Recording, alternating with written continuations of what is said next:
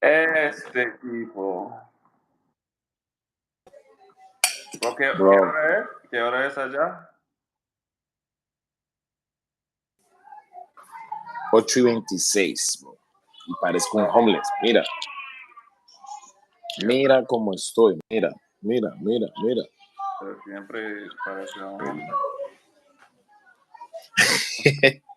No me Un día respeta. normal.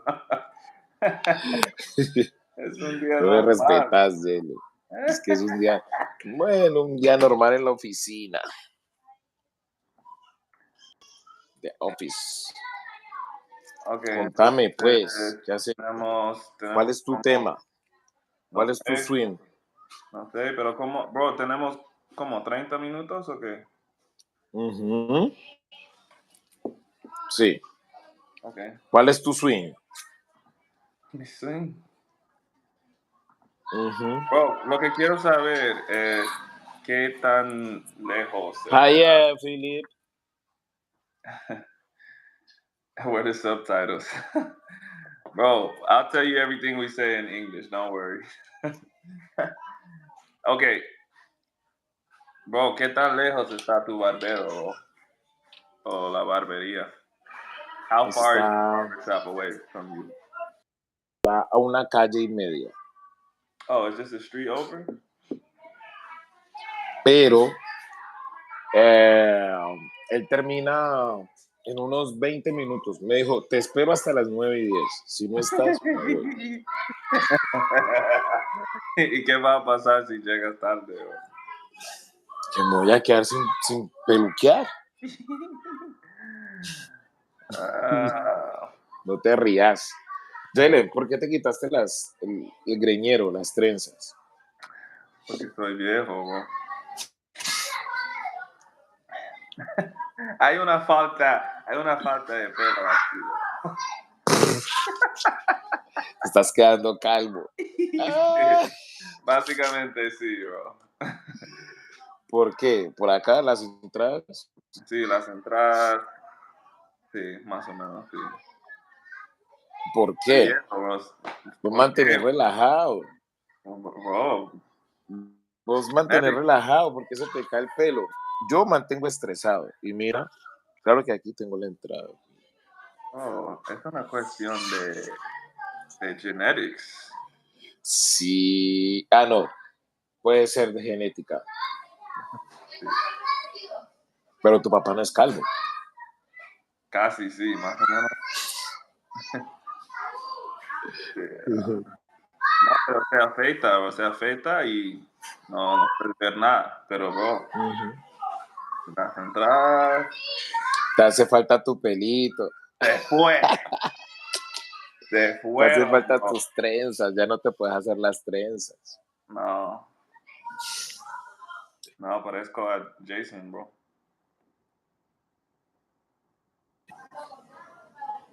¿Cómo? No sé. Me estaban, me estaban llamando, por eso se pausó. No, sí, pero, bro, parezco a Jason. En la nariz. Hey, ¿qué le pasó a esto? Se frizó, no me veo. Bro, tú eres demasiado negro, bro. ¿Me estás viendo? No. Es que se frizó con la llamada. Ya vuelvo a entrar con el link. ¿Listo? Okay. Still, what's popping, bro? It says my guest left. I don't know if I'm gonna be able to add him back in, to be honest. Let's see. Chilling, big dog.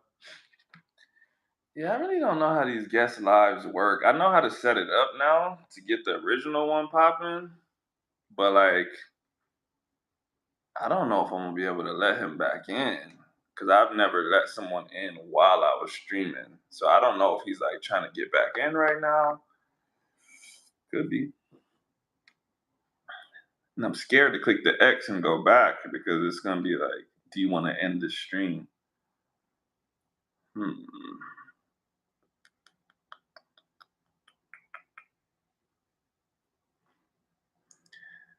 Oh, it's not like IG when you could just add. Oh, yeah, it is. He just popped up. It says add. Interesting. Phil, ask him some questions in English. We're gonna test his English. Okay, I'm back. Pues sí, bro. No hay aquí, bro. Sí, yo veo a 3 personas. Sí, yo también, pero ¿quién? ¿Quiénes No son? hablan. Phil's here. Hey, Phil está. talk, fellas. Hey, Talk, Phil. fellas. Phil, ask him something in English. Mhm. Bro, ¿ya terminaste con la clase de inglés? Yep. Ah, sí. David llegó un poco tarde, pero resolvimos. ¿Y tu maestra qué? ¿Cuál maestra? Shouldn't be down. De inglés. No volví a saber nada de ella y tampoco quiero verla.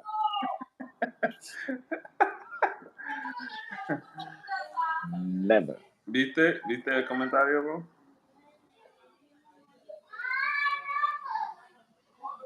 What do you think the best American food is? Depend. I like the flavor,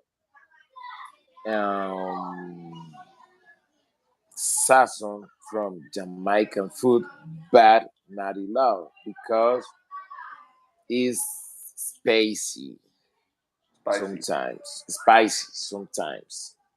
Y It's spicy. sazón es como seasoning. Bueno, eso. Eso. Y Perú, la comida de Perú, de Peruvian food. Wow. Oh, bro, Planet Mula va a mudarse a Perú. A Perú, ok.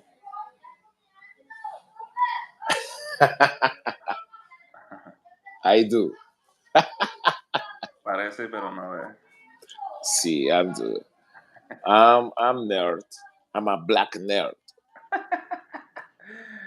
Oh, ¿sabe qué, bro? Tú hablas portugués. Y Phil está aprendiendo el portugués. Oh, sim, que bien. Bro, dile algo. Isso está muito bem, que você está na academia, pronto para falar português. Dijiste, está bien que hablas portugués. Está bien que estás empezando a estudiar o practicar Ah, hold portugués. on. Espera. Dime de nuevo. Otra vez. No, Ok, dime algo más. pero ¿qué te puedo decir? No sé, porque No, pues, quiero adivinar. no, la idea no es adivinar. Ok. Dile a él que diga cosas, no sé.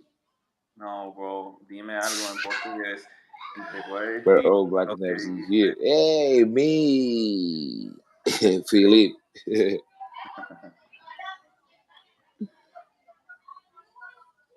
Sim, português brasileiro. Pero dime algo en portugués, bro. O que você quer que eu fale para você? No sé. Fala, moleque, fala. Fala. Sí, O que falo fala? portugués. Falo portugués. Fala então, fala. Fala então. Fala, No moleque, sé nada fala. que eso. Fala aí, ó, fala. No sé nada más que eso.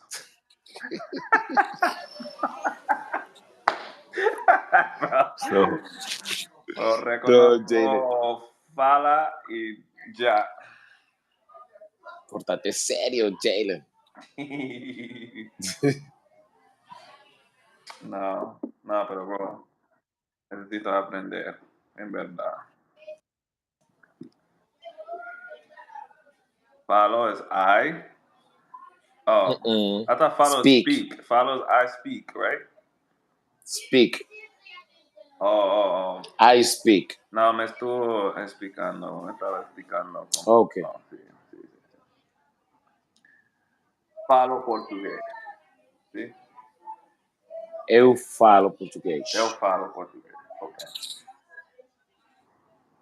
Ahora soy de Brasil. Trilingüe. Sí. Hey, Rolando, you know that's Spanish, Sim. right? You know that's Spanish? Rolando, no. Rolando is smart too. Nerd. Sí. Todos somos nerds. Nah, you're not. No, me, no? Wow, bro. No, bro. Aquí no. Pórtate serio. Sí, no seas así, bro.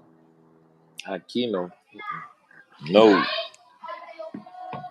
Rolando, when when Ronaldo was saying that, all he's saying is sí. Pero la gente, they they confused it. He's saying sí, like sí, sí. ¿Tú sabes? No sabes nada de Ronaldo, ¿no sabes? Ah, ah. Qué risa, bro. Phil, ask him more questions. Planet Mula. Where city you live in Peru? Tanemula, what city Where, are you gonna where city you will live in Peru, right? live? Live. Or where city you move in Peru? Vivir en Lima. Okay. Ok. Lima es la primera ciudad capital que tiene mar. Oh, Es así, bueno. ha sido, okay. Hasta, Lima is good. La comida es en Perú good, rica. bro, Si te gusta la comida de mar. Si no te gusta la comida de mar, if you don't like seafood, you danger. only, only, only eat chicken and goat, chivos, no more. hey, bro, ¿has probado esa rata en Perú? Como, no sé cómo decir, hamster, gerbil. Hamster ¿Cucuy? o ¿Cómo? cuy, Oh, cucuy. ¿Cómo? cuy. Cuy, sí, cuy. No, ¿Por qué no? no, eso es una rata. No, it's No, terrible. bro, has comido Eso eso. parece las ratas de Nueva York. ¿Has visto las ratas de Nueva York? Que son grandotas, Sí. splinters. No, bro. Yo, cuando estuve en Nueva York la primera vez y vi esas ratas en el subway, me acordé de las tortugas ninjas, de Splinter. Sí. Son grandísimas, parecen un gato, bro. Y están tan domesticadas que tú les haces y ellas te atacan. No le temen a los humanos. Esas ratas son bien gangster. Oh my God, bro. Claro, Perú fue el primer país de Latinoamérica que yo visité levantando pesas. Hubo un campeonato sudamericano y, y tuve, ok, ¿quién me está preguntando? Planet Mula. ¿Planet Mula habla español? No, poquito, inglés. Es Ok, mejor. Ah, Peru was the first country that I visit in my weight in my weightlifting career, sí, okay. right? Ujú. Enjoy the beer. Wow, it's tasty. I drink pisco. It's a good liquor, but pass out fast. And the food, the seafood in Peru is good. It's good. If you like seafood, you don't have problem. Bro, But if you don't like fish, shrimps, octopus, anymore from the sea, you're danger. Bueno, Mula. después de decirlo en inglés, dile en español para que aprenda mejor. ¿Sí me entiendes? Decirlo vos en español. No, no, No, tú sí. eres el nativo. No, porque ese es el ejercicio. No, Aquí el gringo sos vos. no soy gringo. Ya no, eres brasilero. Sí, soy de Brasil. Falo Decilo. portugués. Decile a Mula en español. Sí, Planet Mula, they eat guinea pigs. Will eat those guinea pigs. He ate those guinea pigs. En español. Ah, Yes, I like Peru. bro, ok, me estás diciendo que nunca has probado guinea pigs. Cuy, Son, no. Aquí en Colombia los comen. Yo no puedo con eso. y, Dicen que y, sabe a pollo. y no has probado capibara, castor. Yo no como esas comidas de animales silvestres, solo comida de mar silvestre. No. Hmm, no te creo. Aparte de pollo y vaca y cerdo, no como nada más, a menos que sea de mar. ¿Por qué? Que no, hay gente que come deer, duck, Sí, es muy rico. horse, no, Oh, bunnies, conejos, no, alligators. alligators, Muy rico, bro. No, bro. no. Dicen que eso sabe a pescado, ¿verdad? No, sabe a pollo. Uy, no. Como pollo picante, bro. Uf, no, yo no puedo con eso. En México comen una especie de hormigas, comen alacranes,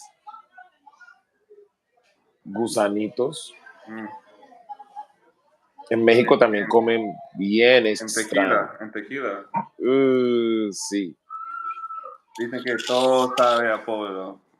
¿Sabes por Uf. qué? Porque sabemos, sabemos de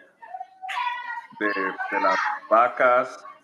De los cerdos, del pescado. Sí, ¿qué, qué más podemos decir? Afuera de eso. Yeah, like everything tastes like chicken. Aparte de eso. Aparte de eso, sí. Sí, no, bro. Sí, no. Coger, sí. Los colombianos dicen coger. To take. Para nosotros to take es coger o Pero los agarrar. mexicanos dicen coger, Para chingar. sí. Para fa.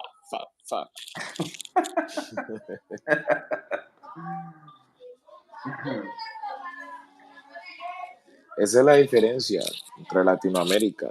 Una palabra tiene diferentes sentidos en muchas culturas, pero es básicamente semiótica. Bro, ¿Ves? imagínate, Es el significado que le des a las palabras y las connotaciones que eso lleva.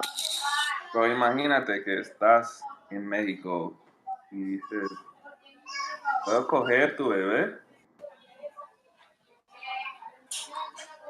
Bro, me ha pasado en Latinoamérica. En Brasil, nosotros dijimos, oh, vamos a coger la buceta. Ujú. Vamos a coger la buceta, vamos. Ellos quedaron como que, ¿qué? O que você fala? Buceta es buceta. Y nosotros, ¿qué es buceta? Oh, buceta es la vagina de la mujer. Nosotros, Oh, ¡ah! buceta. Buceta es la vagina de la mujer. Wow. Bunda, la nalga. Nah, Hola, Isa, bunda. bomba, sí, bro. Pasaría. Entonces nosotros, oh, íbamos a coger la buceta y ellos se reían, pero se dieron cuenta que fue porque no sabíamos.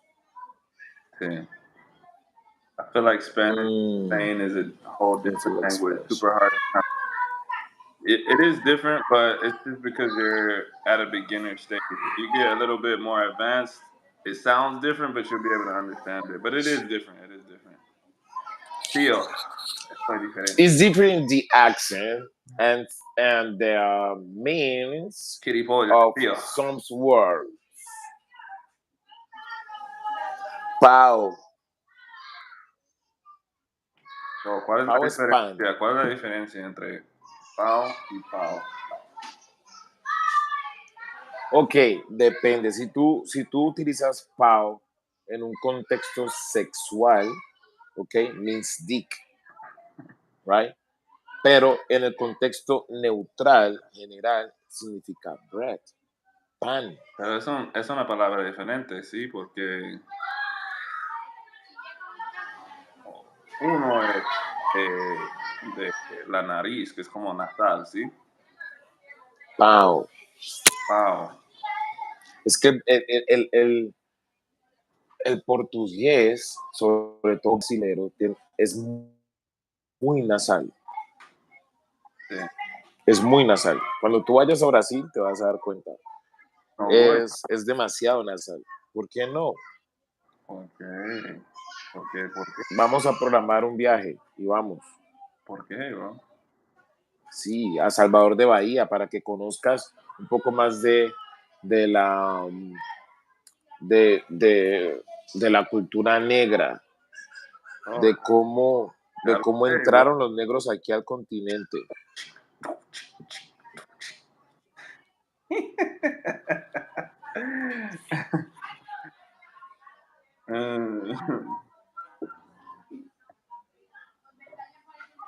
Planemula, ask more questions.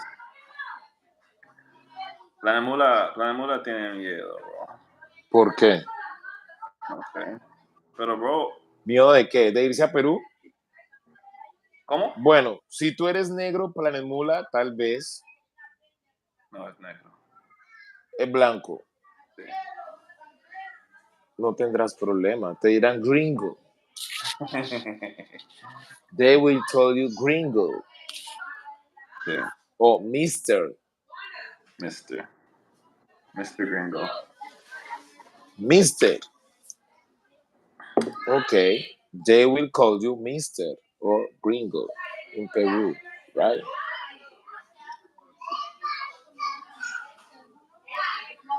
Oh, sí, he escuchado de eso. Sí, porque el acento de Portugal, del portugués de Portugal, es diferente. Es como el español latino y el español castellano. El español castellano es el español de Europa, es lo que hablan los españoles y es muy distinto al nuestro. ¿Ves? Hasta hace 50 años o 60 años atrás, aún habían sobras, vestigios o costumbres de hablar el español castellano aquí en Latinoamérica. Pero con el tiempo del siglo XXI para acá, de lo que va del siglo XXI, hemos estado empoderándonos de nuestra raíz latina. Entonces, cada latino está hablando su español latino a su manera. Es decir, los colombianos con su acento colombiano, los mexicanos más mexicanos que nunca, los peruanos bien peruanos, los boricuas, so, with all respect, los dominicanos más dominicanos que nunca y tú lo sabes. Ellos hablan, son únicos para hablar. Los dominicanos son únicos. Y los argentinos, ni se diga, siempre han defendido su acento. Entonces, el español castellano, el de Europa, el de España, aquí en Latinoamérica dejó de existir. Joder, A mi tío. pensamiento. Deja de decir Entonces, gilipollas, tío. cuando tú vas para España y te sienten este acento tan hermoso latino, te dicen sudaco. Sudaco, sí. Ujú. Muy racista, ¿no? Oh, eres sudaco. Eres un mono sudaco. Eso es racista, ¿no? Un poco racista. Claro, mono es negro.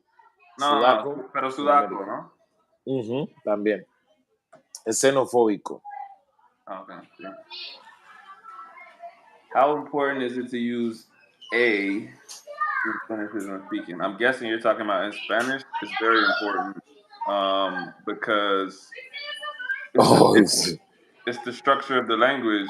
You can't say voy a hablar. You have to say voy a hablar because that's how the language works. It's the same as in English. You can't say Spanish is complete. If you're not complete in Spanish, you wrong. it's true. No Yeah, work.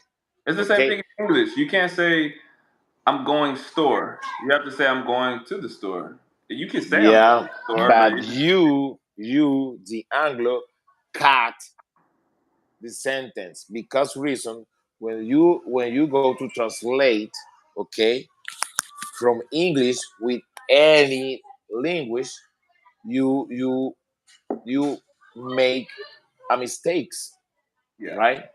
Because you cut all time, every time your own idiom, yeah. and it's not good. That's why he's just saying that's why Google Translate doesn't work. If you try to translate from English to another language, it's always going to be wrong because in our common language, if you're not like an English professor, we make a lot of shortcuts that you'll start seeing them once you start learning more Spanish. You'll be like, oh, I didn't even realize. Like basically, anytime that we should say that to connect sentences, we never say that. We just cut straight to the next sentence, which like you can't do in Spanish. You have to say que to connect like thoughts. Like you'll figure it out.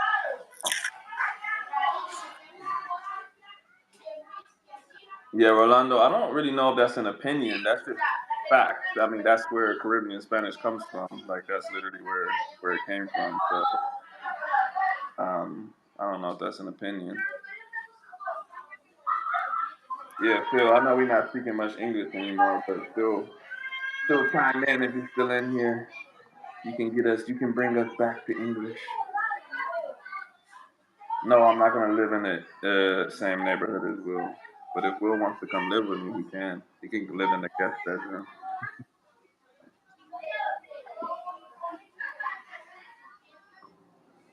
Hey, Wilmer, ¿quieres vivir con nosotros o Sí, sí, sí. Estaba, estaba pendiente de un mensaje del barbero. no? Pero bro, te dije que quieres vivir con nosotros en Colombia. Cuando ustedes vengan. No, bro, yo iré a visitarlos un fin de semana y así, pero vivir, no, bro, ¿Por qué? ¿Por qué me odias, bro? no te odio. A mí aquí, te vas a dar cuenta a mí todo lo que me toca hacer aquí. Es demasiado, bro. No, estoy bromeando. Pero sí, estaré molestándolos allá,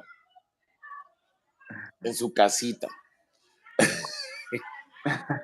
Okay. Los estaré No, molestando. Planembula, we're not gonna live in the same neighborhood. I'm gonna live in San Antonio. Right, Will? San Antonio? Espérate que estoy leyendo. En mi opinión, español andaluzo. No, no, El no. andaluzo. El andaluzo es de los mejores acentos que a mí me encanta de España. Sí. El andaluz. Ujú. El acento andaluz de España es lo mejor que puede tener España. Sí, estoy de Es lo acuerdo. mejor. Porque va y tirado. Sí, tiene mucha base.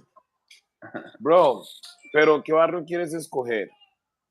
San Antonio. Definitivamente San Antonio. Sí. Porque, bro, pueda que. Y si no te gusta Cali para vivir, No, ¿qué pero vas a vamos hacer? a. No, nos vamos a gustar. No, no, nos va a gustar, Cali. Nos va a gustar. Ok. Y si no, Eso no espero. jugamos.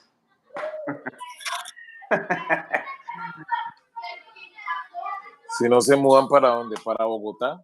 Bogotá no te va a gustar. Ah, bueno. Regresamos para casa, bro. Bueno, Bueno, pueden estar 3 meses aquí y un mes allá en Estados Unidos, luego regresan por 4 meses más sí. hasta No, que pero hagan la solicitud, hasta que no, hagan la solicitud de residencia, bro. bro, estamos listos, bro. Para lo que sea, bro.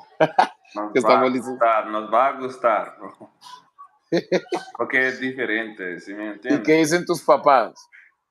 Nada, mi papá me dijo, ok, está bien. Eres joven, hazlo ya. Hazlo ya. ¿Y Mrs. Ronda? No, no me dije, no me dijo nada, bro, porque Se le va su baby boy. no quiere que yo vaya. No quiere que te vayas. My baby boy. Ay, no, my baby boy. Sí, pero whatever. Bro, pero sí, me gusta porque traes las ganas de conocer la ciudad real, Sí. ¿ves? No como en plan turista, como que, oh, vamos a ver lo mejor y no sé qué. No, o sea, vienes y te quieres instalar en un barrio real, que es seguro, es un extracto social alto, pero es así como realmente se vive, o sea, de manera tranquila. Bro, eso es lo que dije a ellos ayer. Es Le que, dije a ellos. sí, es que, bro, queremos caminar, queremos, no sé, bro, hacer, Y yo los traeré a mi barrio para que conozcan. Cuando estén aquí, los llevaré al gueto para que conozcan. no, bro, Les no me quiero ir, explicaré. no me quiero ¿Cómo? ir quieto, bro, no. No. Sí, bro, para que conozcan todos los sectores sociales.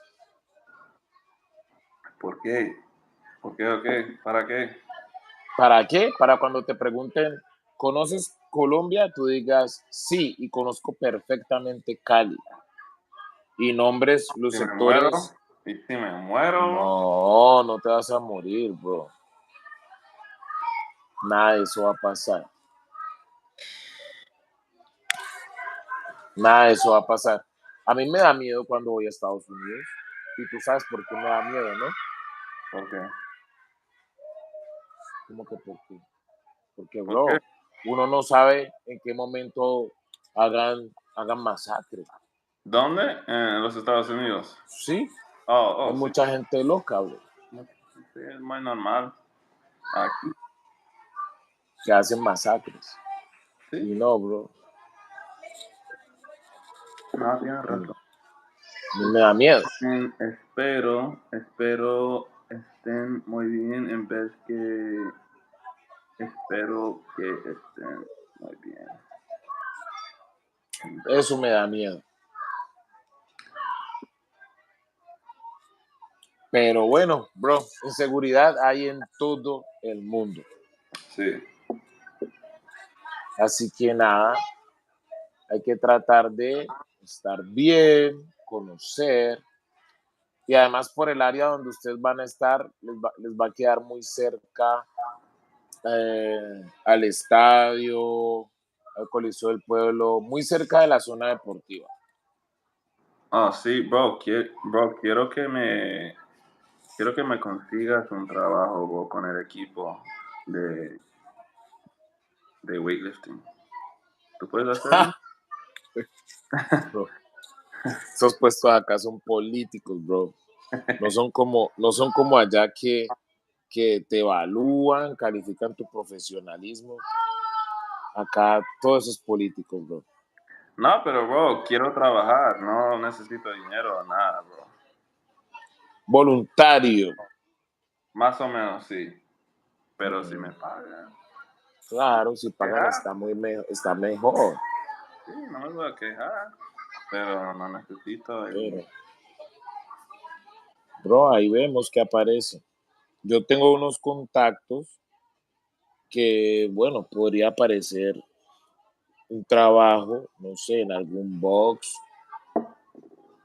Ok, está bien. enseñando.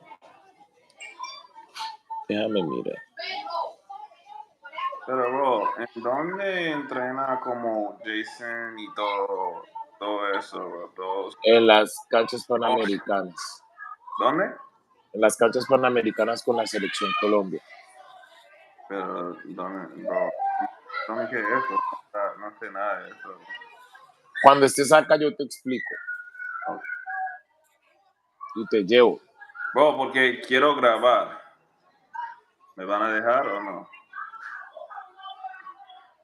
Un poco, como... De tal vez. Ah, pero... Tal vez.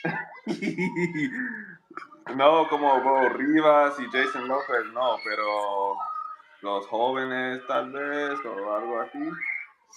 Tal vez. No, eso significa no. Eso significa no. Pero está bien. Vamos a ver. No vamos a ver nada, bro. Pero ¿por qué, bro? ¿Por qué?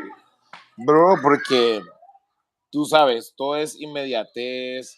Hay deportistas que se están escondiendo y escondiendo porque no quieren subir mucho a redes sociales, porque tienen rivales muy cercanos. ¿Sí me entiendes? Entonces, Pero, no bro, sé. hay pesistas como Miguel. Bro, ese tipo sube Ah, mucho. no, así sí, pero un pesista como de pronto Francisco, Luis Javier Pero, bro, o Rivas. no voy a grabar a esos, bro. No, como los jóvenes o... Ah, ok. Bro, hay un chamaco, hay un niño, hay un joven, bro, Sebastián. Ah, ¿conoces a Sebastián? Olivera, Sebastián, Olivera o algo así. Bro, pesa no, como 67 y, bro, es muy fuerte.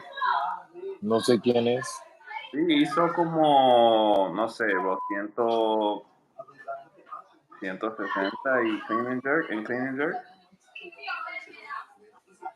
¿De dónde es Sebastián?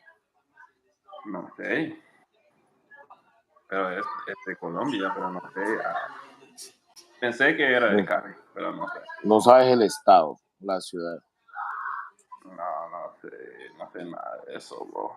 Pero, bro, es muy fuerte. Hizo 130 en el Snatch. Uy. Muy fuerte, bro. Muy fuerte. Bro, ¿has probado ramen noodles? Ramen, bro, tengo que irme ya. Yo sabía la hora y no me habías dicho. Bro, no vas a llegar a tiempo, bro. Déjalo. No, voy a hacer lo posible. Yo no puedo estar así. Mira cómo Bro, estoy. Mira, mira, mira. bro, no te va a recortar, bro. Sí, Estás no muy tarde, alcanzo. bro. No, No, estás demasiado retrasado. no. Hey, bro, nos vemos. Voy a correr. Ok, chao. Si no llego es por tu culpa. Chao. Ok. Bye, bye, bye. Ok, chao. Nos pillamos mañana. Ok. Ok, hang up. Apágalo, bro. He had to go to the barber shop. He was supposed to leave at 9 o'clock. His barber told him, if you don't show up before 9:10, you're not getting a haircut. And it's 9:05, so he's not gonna make it. I told him he might as well just stay on the live, but I guess he wants to try his luck. So guess he wants to try his luck. All right, we back to regular life. What y'all boys on? What y'all boys doing?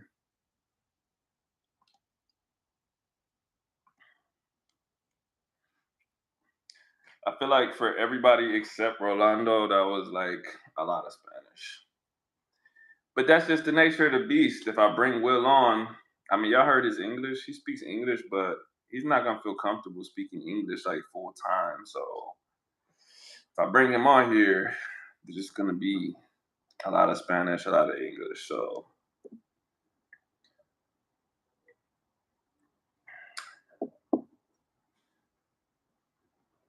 bits and pieces. Well, that's good. That's good. Kind of like we talked about yesterday. It takes time, man. You got to get exposure to new words.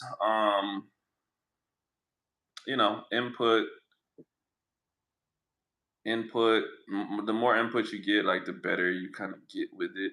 And the other thing too, I don't know, you might not have experienced this yet because uh maybe you don't talk that much or you don't listen that much, but what'll happen to you is you'll get really good at talking to someone.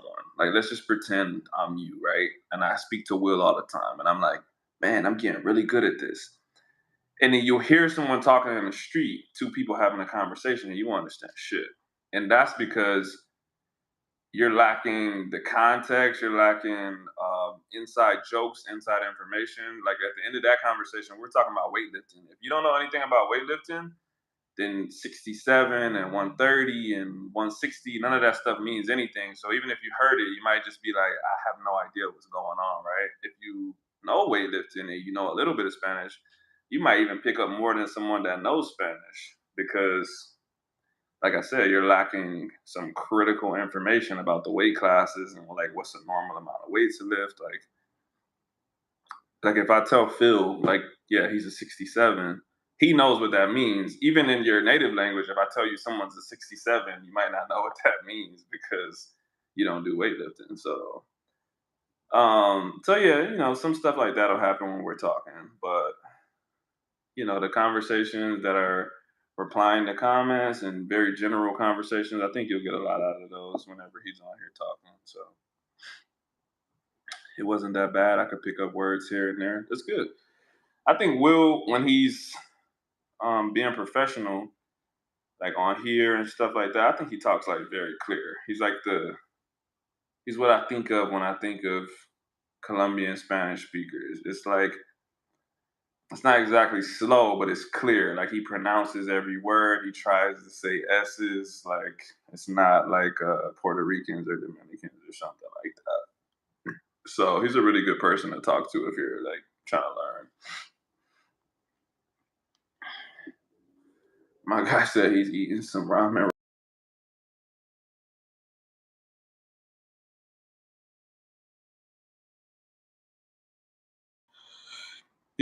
Even in English, there's some people that speak so fast, and I'm just like, bro, slow down. I don't really know what you're saying, bro. So, that's it's part of the game, man. It's part of the game. But yeah, he actually enjoys doing these things. I talked to him the first time. It was really hard to convince him to come on here. I don't know if it was like I don't know if he thought he was gonna be judged or what, but it took me like weeks to get him to do one. But now it's not that hard to get him on here. So, like I said, we normally talk 3 times a week. And I just been saying like, yo, you want to get on live instead of talking on Skype? And he's like, yeah, let's do it.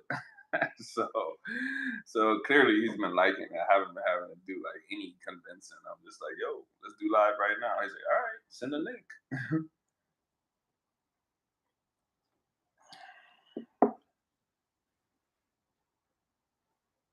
But yeah,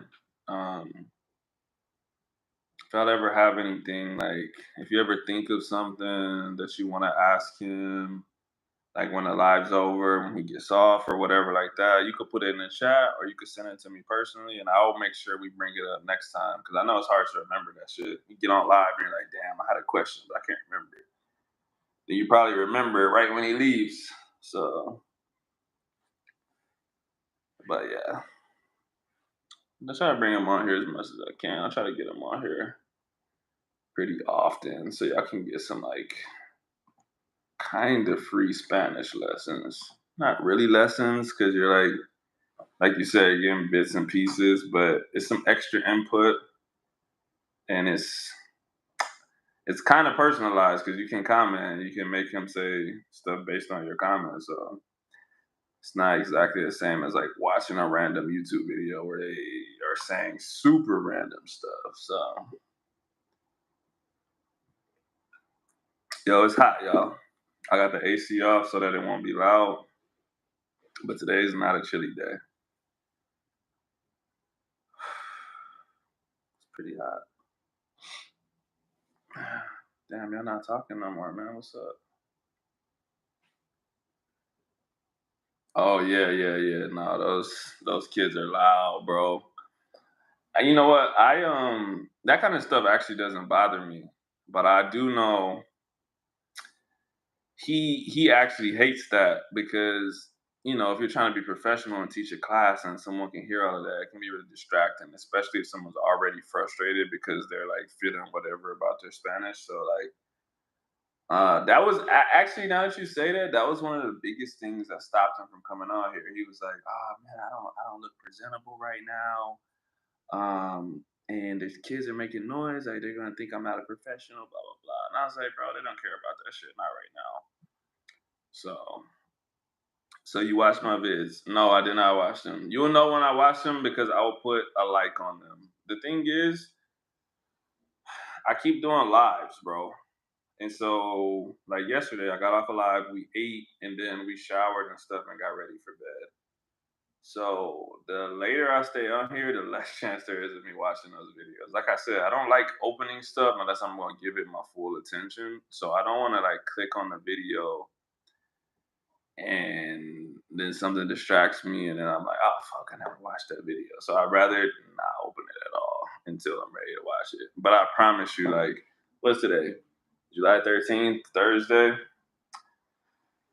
100% before Sunday's over, I would have watched it. There's a chance that I'll watch it tonight. There's a good chance I'll watch it tonight. But 100% before the weekend's over, I'll watch it. I only brought it up because my Spanish isn't good, so I'm listening super close. Yeah, no, I get you, bro. Also, like, don't be afraid if you don't understand something when it's said, and you like maybe think you heard a word or something, or you think you kind of understood a sentence, bro. You can literally just comment and say like, "What does this word mean?" Or like, "What did he say when he was talking about this?"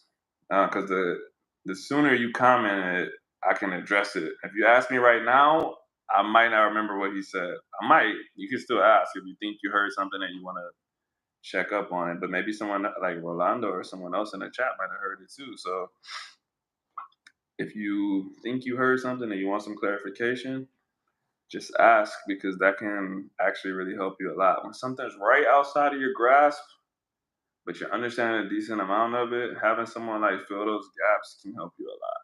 If you think about like a little kid, like that's what your parents and other adults are for. You're like, what does this mean? Why is this? Why? What is this? What is this? That's what kids do all the time. And adults like fill in those gaps. And then that information helps that kid a lot. Tiene 20 hijos. No, none of those are his kids. Those are outside of his house, bro. They're just loud as fuck. So that's something about that's a different cultural thing, right? When I first started taking lessons with him, bro, it would be a fucking dude in the street, like, Pojo, quien quiere pollo? Like screaming at the top of his lungs. And I'll be like, bro, what the fuck is that? Like, who's screaming? And he's like, oh, this guy's selling chicken out there. And I'm like, bro, he just screaming outside of your house? Like, what if you was taking a nap or something, bro? That would have pissed me off. But like, people are trying to get their bread, bro. People are trying to hustle. It's like people walking through the street all day screaming, I got this, I got strawberries, I got this, I got this. kids outside playing. That's a good thing. Kids playing is a good thing, but we're kind of so used to kids being inside on an iPad and shit now that like hearing kids screaming is like, yo, they need to shut the fuck up. So different life over there, man. Different life.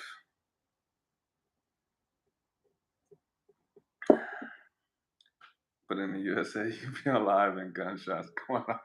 Exactly.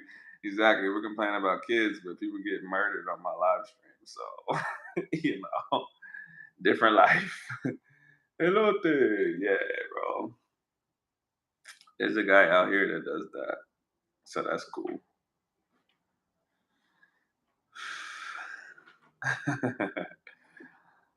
Yeah, man, different cultures. But if you didn't catch that, that's actually what Will was saying at the end of the stream. He was saying like, I'm gonna take you to the most dangerous parts of Cali when you get here, and I'm like, bro, I don't want to fucking go to the ghetto. He's just like, you live in the United States, bro. Like, there's literally massacres every day there, and I was like, that's fair. That is pretty normal here. So, like I told y'all, I think that was last night. I told y'all, regardless of what we think about these other countries, those motherfuckers watch our news and they're just like, that place is insane, bro. Like, Will literally messages me all the time. He's just like, bro, 30 people got killed here. And I'm like, oh, yeah, that was like in Florida, though, bro. That's nowhere near me. And he's like, aren't you scared? And I'm like, not really. Cause like, shit just be happening here, bro. Like, it's not like it was in my neighborhood. And like, yeah, it could happen in my neighborhood, but it didn't. And so the same way we kind of feel about that stuff, that's kind of how they feel. Like Will's like, bro, I don't live in a neighborhood where the people fucking chop people up with machetes. That's like super poor people. But we watch their news and we're like, oh my God, bro, there's dudes with machetes over there chopping people up in traffic. But like, that's not a normal thing across the country, across the state. Like, it's a super poor neighborhood. Just like here, bro. You go to fucking Chicago, bro, massacres. And most of the movies they watch are Hollywood movies. So they think, yeah, exactly, bro. Exactly. But yeah, that's the point. I wouldn't even call it, I don't think I would call it propaganda. It's just stereotypes and it's just media. Like media, I'm not gonna say it's designed to make you live in fear because I kind of don't like when people say that. But fear gets the most clicks, it gets the most reactions. If I tell you like some little girl made $100 today on her lemonade stand, you're like, who gives a fuck? If I tell you some dude blew up the Walmart with a, I don't want to say words on here that might get my stream banned or something, but with like a homemade device, you're gonna be like, what the like? I gotta hear more about this. Like, why did he do that? So it's not necessarily designed to make you live in fear, but there's a lot of fear in it because that is what makes them more popular. Like, if everyone stopped reacting to news about fear, they would just push stories that got the most reactions. Yeah, sensationalized. Yeah, like that's literally how it works.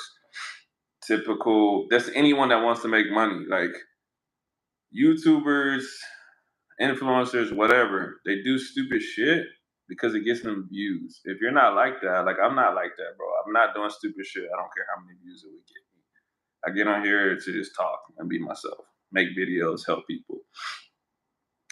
And there's probably like some honest journalists out there. We don't know about them because who the fuck is what reading their shit, bro? Because CNN, NBC, Fox News, all of these people, they're gonna be at the top. They're bigger organizations and they're pushing sensationalized shit because we react to it. That's just how it works.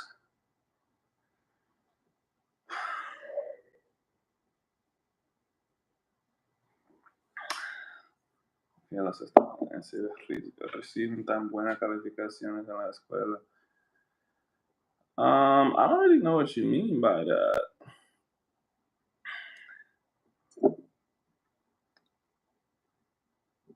I'm not sure I 100% understand that question, to be honest. I know lots of people that don't get good grades. Or I should say didn't get good grades. Ah, it was a joke. Okay. I was like, I don't understand that question. That was actually a good joke. I wasn't expecting that. That was funny. That's my kind of joke right there.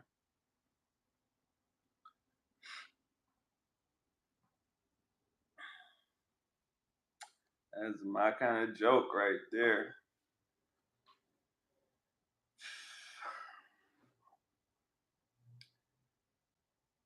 So, John, what I might have asked you this before, and forgive me, anybody, if I ever asked you a question I've asked you before, forgive me, because like I be talking a lot on here, and sometimes I forget.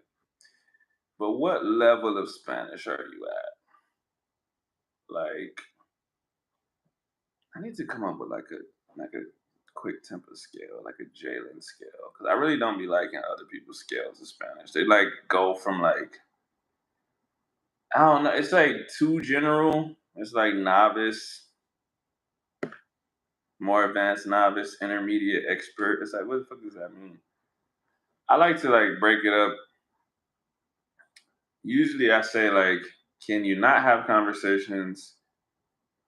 Can you have like some conversation, but like you don't know the past tense, future tense? Like you can just kind of like have a conversation in the present. And then like anything past that, I'm not saying like intermediates and advanced are the same thing, but I'm like, can you have regular conversations? Can you respond to a native speaker about whatever they're asking you without like freaking out and going to English? So like if those were the three levels, can't have conversations, could have a conversation about something that's directly in front of me, can have intangible conversations, would you be one, two, or three?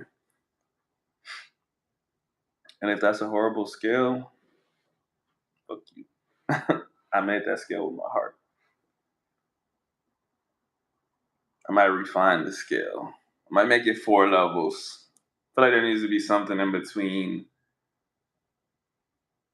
tangible conversations and intangible conversations. But I don't know what. Let's come up with a scale, y'all. Together. Let's do some teamwork. So we can ask people in the chat, are you level 1 through 4? But I don't want it to be like what's the thing called? Like Deadly? I don't want it to be that one. Because they got A1, they got A through C, and it's 6 levels. Okay, no, it won't be like that. I want 4 levels. That's all I want. Beginner, wasted a couple months on Duolingo, level 1. Okay, what are you doing to change that right now? If you're doing anything, and if you're not doing anything, why?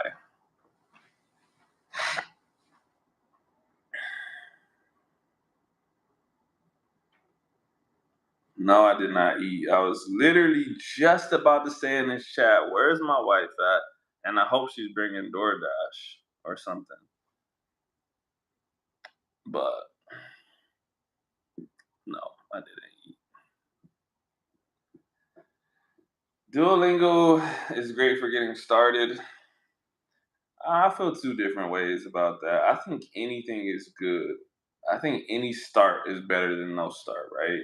Duolingo, Fluencia, Rosetta Stone, whatever you pick, it's cool. The problem is with no plan of action, people stay on that shit forever. Like Planet Moolah, how long would you have been on Duolingo if you weren't in my YouTube lives and I wasn't telling you you need to do something else? Most people do that shit for like 2 years straight and they don't achieve anything. Like you don't know it right now, but because you started doing italki, the progress that you're gonna make over the course of a year is gonna be incredible compared to someone that was on Duolingo. And you're gonna be grateful that you didn't stay on Duolingo for a year. And then you're gonna be telling someone, bro, get the fuck off Duolingo and do what I did. Do I want tacos? Sure. That's fine. It's fine. Anything's fine. Taco Bell. You're disgusting. I had some Burger King yesterday. It's crazy. My office people, like my coworkers, they were like, "Yo, we haven't had Burger King in a long time. Let's get Burger King." And I was like, "Okay." So I ate a. Never heard of this before. It was so outrageous that I was like, "I'm gonna get it." It was an Italian Royal Classic. It was literally like a chicken sandwich with marinara sauce and cheese. It was the weirdest thing I ever ate, but it tasted good. Cool, because I wasn't gonna stop anywhere else. It's so stupid. That's fine.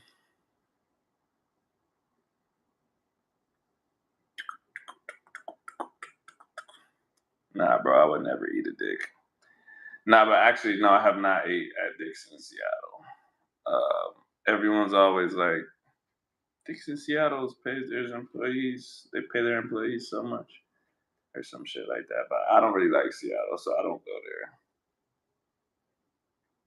there. But I have heard of that drive-through. Probably never gonna eat it.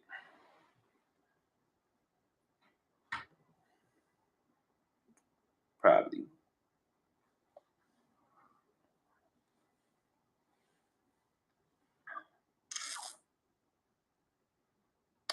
Damn, I asked John a question, and he was like, "Fuck this, I'm getting out of here." He's asking too many questions.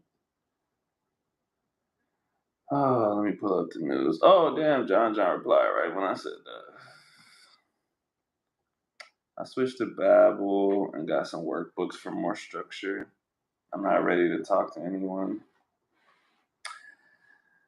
Why? Okay, that's fair. No, I'm not gonna say you are ready to talk to someone. There's nothing wrong with that. But I would say ask yourself what's gonna make you ready to talk to someone. Because that's what a lot of people do. They say, well, like, I want to get here before I start talking to people. But then, like I said, I would say, what's your goal here? And depending on what's your goal, like, why would you wait to talk to people? Like, you actually need to talk to people to expose, like, all of your deficiencies, like, whatever. Is Babbel better than Duolingo? What makes it better? I actually really don't know anything about Babbel. I remember reading about it one time, and I think I watched a YouTube video. But to me, all of that's just the same thing. Like apps, websites, like they're giving you information. It's a small amount of input, but it's usually um, reading input. Sometimes some of these apps like Fluencia actually had audio input. 4 or 5, it doesn't matter. 4 or 5 tacos is fine. 5 is cool. I haven't really eaten since lunch, so yeah, it gives you some of them have audio input, but like I said, like I don't know, man. Everyone's life is different. And so the things that you're going to talk about in your life are not the same as what someone else is going to talk about. And you're not going to know that until you start having conversations. So you can listen to 50 different people talk about whatever shit. What's your job? What do you do? Blah, blah, blah. And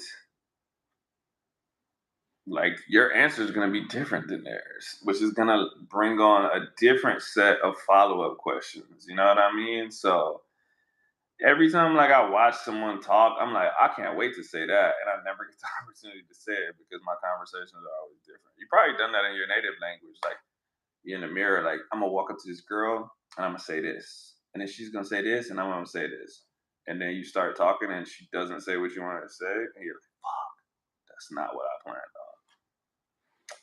So that's why to me, you just need to talk to people, just to cut out a lot of unnecessary stuff.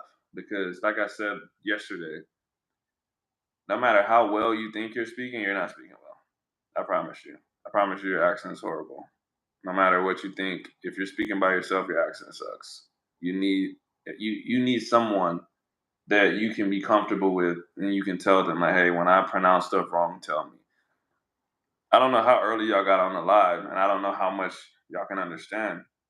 But every single time I said something wrong, Will very quickly corrected it and kept talking like nothing happened.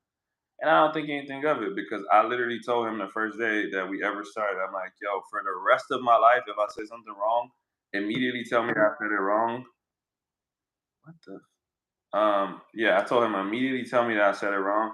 You're not gonna hurt my feelings. Like I actually want to improve. So anytime I say something wrong on here, y'all, you might not catch it right now, but he corrects me every time I say something wrong, grammatically, pronunciation wise, whatever. Like he always corrects me, and I gave him a free pass for that for life. I don't care how long it's been. Like I want to be corrected, and like I said, because of that, there's a lot of stuff that I can hear that I just think a lot of people can't hear that are learning another language, anyways. Three, he needs to lose weight. Fuck you, bitch. You're right, but I guess it's a confidence thing. I barely talk in English. No, I get that. I get that. Um, and That's what I've been saying. I'm an introvert, bro. Like, regardless, I know it's probably hard to imagine because I get on here and I talk for hours, right? But if anyone that knows me in real life, they won't even think twice. They'll tell you this dude never talks. He doesn't like being around people. Because to me, this isn't being around people. If I want to shut this shit off right now, hey X, I'm out of here. Um, and so I get it, and that's why I haven't really done anything with Portuguese because I need to find someone that I'm like comfortable with that I'll want to even have conversations with to talk to them, right?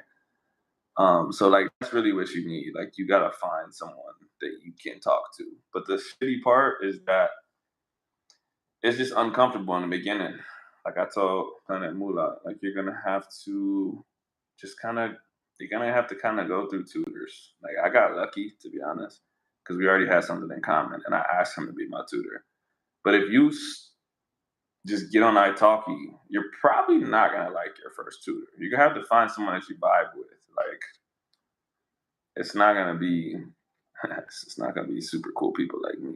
It's gonna be random people that are trying to teach people language. Sometimes they're boring, bro. Sometimes they're not smart. Sometimes they're not great teachers. So you gotta get on there and you gotta just stick it out for a little bit until you find someone that you're like, okay, like conversations flowing. They understand like what I need, but it is uncomfortable. But you're doing something that is uncomfortable. Like you're learning a whole nother language, bro. So you're not gonna learn a whole nother language and be antisocial. It just they don't go together, man. It kind of sucks, but it's just it is what it is. Does Will box? Maybe you can spar. No, he doesn't box, but he has a cousin here that boxes. He's in Cali actually. We just followed each other. So maybe he'll go home one day and we could box. That would be cool. I would like to I was looking at volunteering stuff in Cali today because I watched this video and this girl was like, you can be a part of this volunteer program and get like it's like a $1,000 a month stipend or something like that. Or sorry, $500 a month, which is like decent. Um, and I clicked on it. It was like called Volunteers in Colombia, and they had a boxing volunteer thing in Cali. And I was like, oh, I'm gonna look into this tonight when I get home. But I got on live, so after this, I'll look into it. I definitely did not. Oh, I got two tutors who are super interesting. Never any awkward pauses due to a lack of conversation. That's cool, man. Seriously, I would say you got lucky because I know a lot of people that have gotten on italki, um, and they had to go through two or three people before they found someone that they actually liked. And that's another thing too. You could think I like this person, they're cool, until you find someone you really vibe with. I mean, I guess that's anything though. Like you could think you love your girlfriend until you find the love of your life. So, um, but yeah, like I told Planet Moolah last night, I don't think any of that is not valuable. I think it's valuable to talk to people that you don't like. I think it's valuable to have boring conversations. Um, it's all a part of figuring out who you are and figuring out like where you fit in anything, right? So like there's conversations I don't want to have in English, There's conversations that I don't want to have in Spanish either. Like there's people I don't want to talk to in either language. I'm just like, this is not my type of conversation. It's not my type of vibe. Uh, super sexist stuff, super racist stuff. I'm exiting the convo, bro. Like I don't want to talk about that. So just because something's in Spanish doesn't mean I'll be like, ooh, I'm speaking Spanish. I'm still me. You know what I mean? And I'm gonna be like, okay, yeah, I'm done here. So thanks for talking.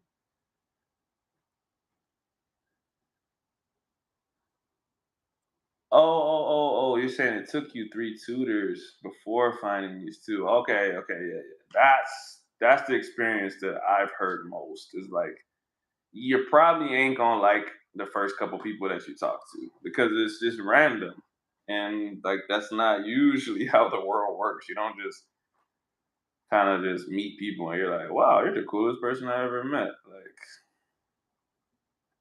and I mean, on italki too, like you can you can select the criteria. So I think even getting whack people helps you select better criteria. You might say like, you know, I don't want to talk to a girl. I want to talk to a dude. Oh, I want to talk to a black dude. Oh, I want to talk to a black woman. Whatever. Like that was like no racist shit. That was a huge selection criteria for me. Like I definitely wanted to learn Spanish from a black Spanish speaker because I didn't want to like be like I want to talk about this subject, but I don't want to bring this up because it might be awkward and I can't really express myself. The fact that fucking sirens. The fact that Will's black and he lives in a black place and he's experienced racism, like that helped me a lot when I was talking because if I brought it up, he could help me talk through it. You know what I'm saying? And so, if you're white and you're like, I want a fucking white t-shirt, you can do that on italki. You can look at their videos and say, yeah, I want this dude. And my eyes bugging. Yeah, cops out here. It's probably Dakota. He just rolled by. Comfort level means everything. Yeah, facts. Facts. But that's what I'm saying. There's a level of there's a level of antisocial that you can be, but you can't just be completely antisocial. Like, regardless of what you think, John, you probably ain't never gonna be confident enough to want to have that first Spanish conversation. Because it's still gonna be a new experience, no matter how much babble you do, how many books you read, you're like, I don't be talking to people in Spanish. And so uh yeah, it's just, you know, it's one of those things. You just gotta feel uncomfortable and just say, fuck it, I'm doing it. Not to be sexist, but the first two were female and it just felt like I had to force the conversation further. Yeah, I mean, that's the thing, man. Like, I don't think it's sexist. Like, I think I told y'all before, I had a lady from Puerto Rico, love her to death. We had cool conversations, but they're not the same kind of conversations because she's a woman. You know what I mean? Like, I'm always gonna be like, I don't know, this is appropriate to say to a woman, and like, it's just different. It's just different.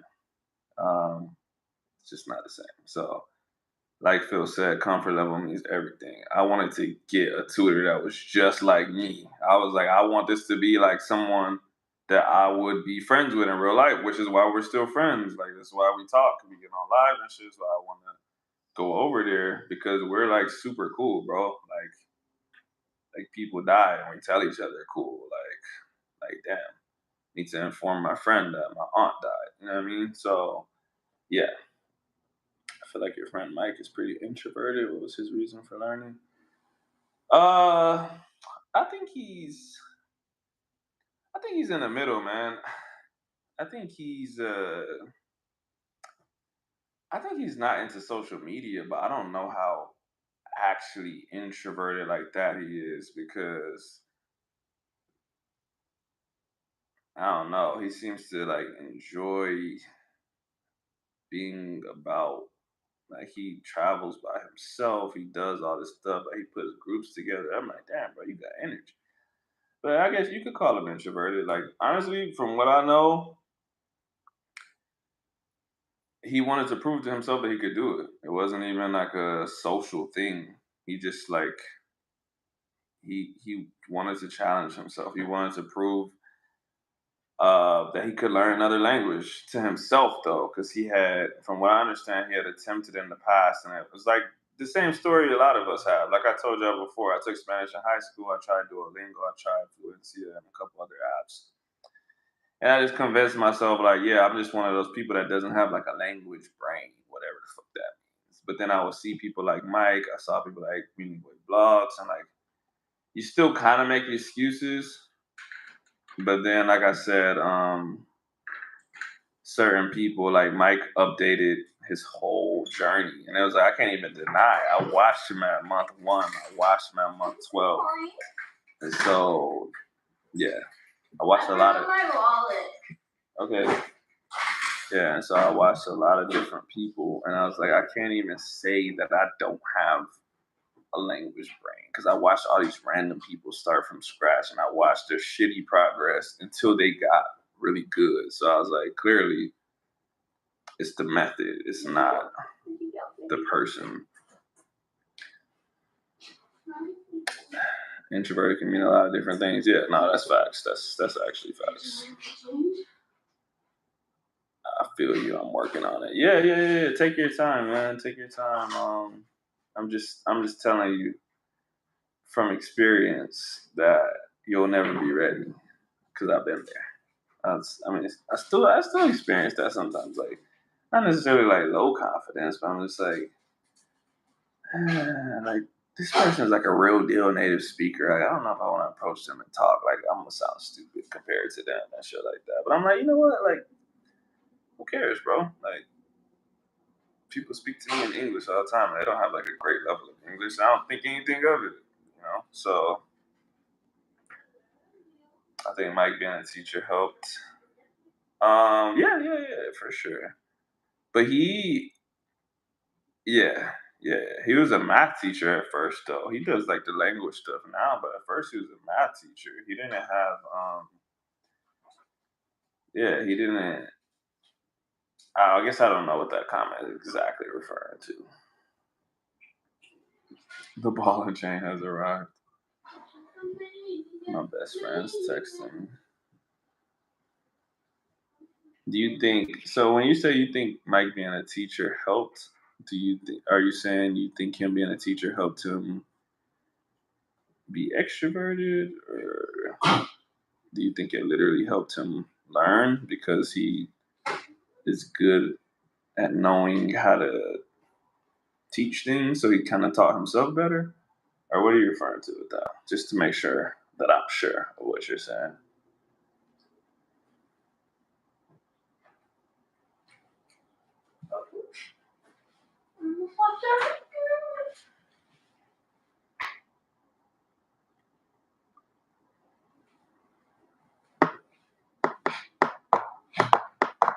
Yeah, I do things the same way you just said. Prove to myself I can do something. Yeah, that's kind of how I felt this last time when I approached Spanish. Like I said, I literally watched all these people on YouTube do it, and I'm like, yo, I'm a bitch if I can't do this. Like, honestly. And so that's just super bitch. You always. Oh my god. Why you always gotta be so rough?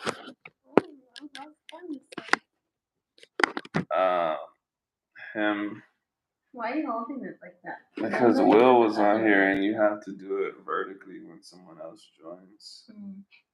Him being structured with doing lesson plans and stuff. Yeah, but like I said, he was a math teacher before. I guess you could say that applies to anything. But I'm not destructive. I am constructive. People call me Bob the Builder.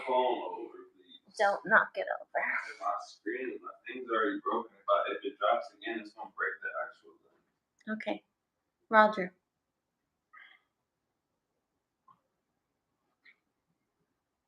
Yes, Dakota, you missed Will again.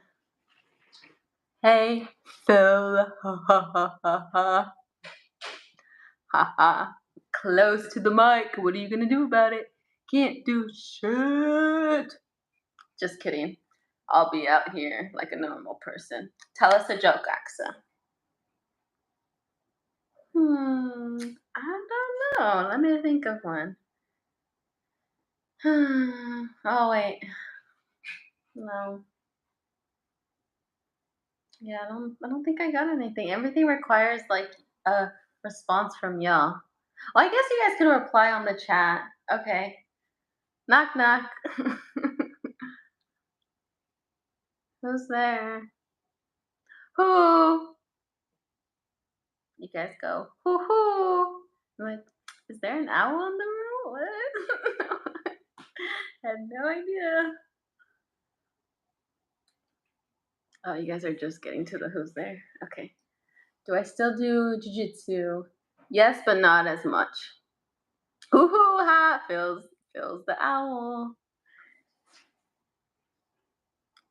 Did I actually get you? Or are you just no, you're just fucking with me now. Fuck you, Phil. Respectfully.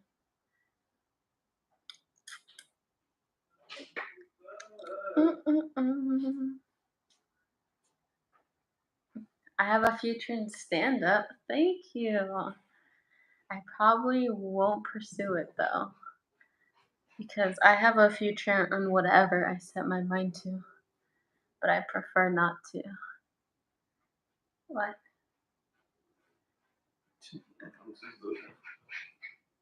A guest left. Who left? Which one of you hoes left? It says guest left.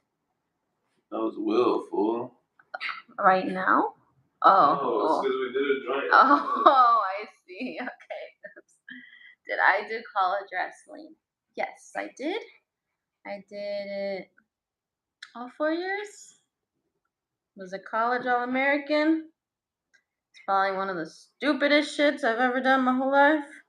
Just kidding, no. But it was pretty stupid because the workouts are just stupid.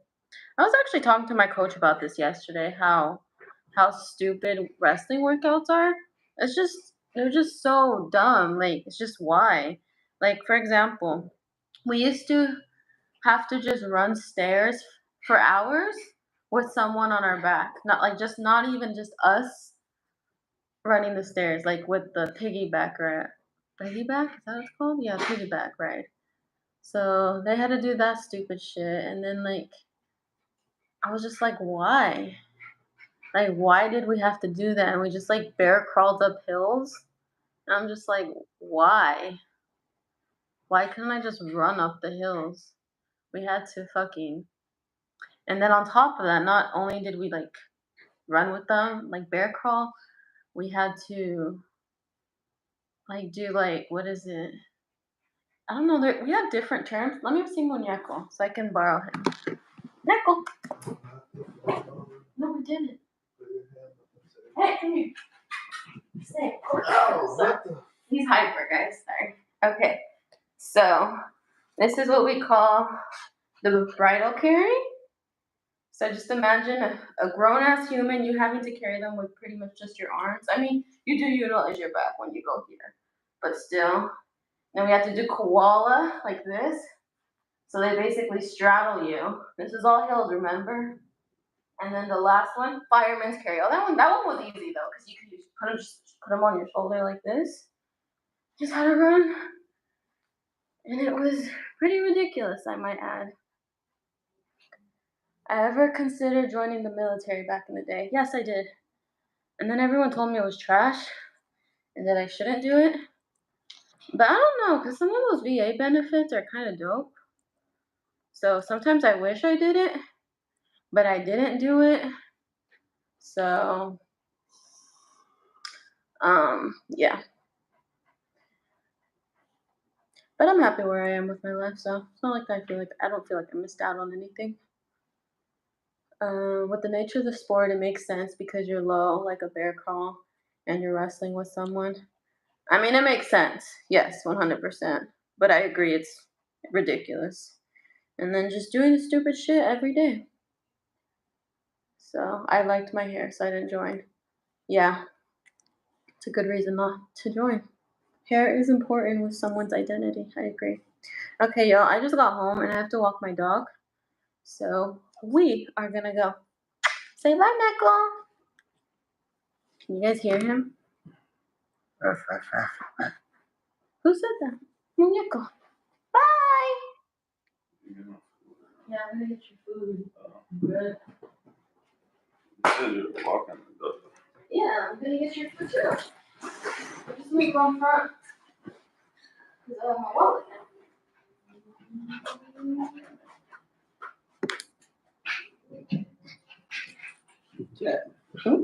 Gross. Shut up. Super gross. You're super gross. Whoop, whoop, whoop, whoop, whoop. All right. The real cool person's back.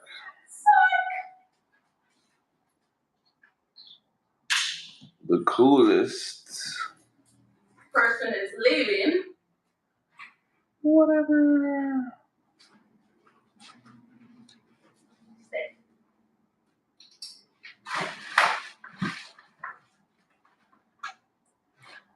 Oh, sorry, Planet Mulan. Do I think Portuguese might mess up my Spanish a little? No, I don't.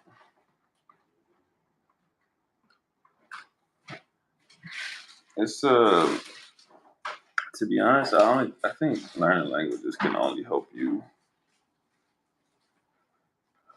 kind of strengthen the languages you already know.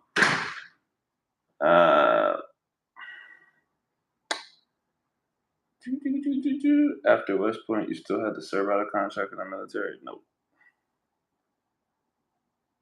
So West Point is 4 years, right? But if you don't do your affirmation, which is in the 3rd year, if you don't sign that contract, you're off the hook for everything.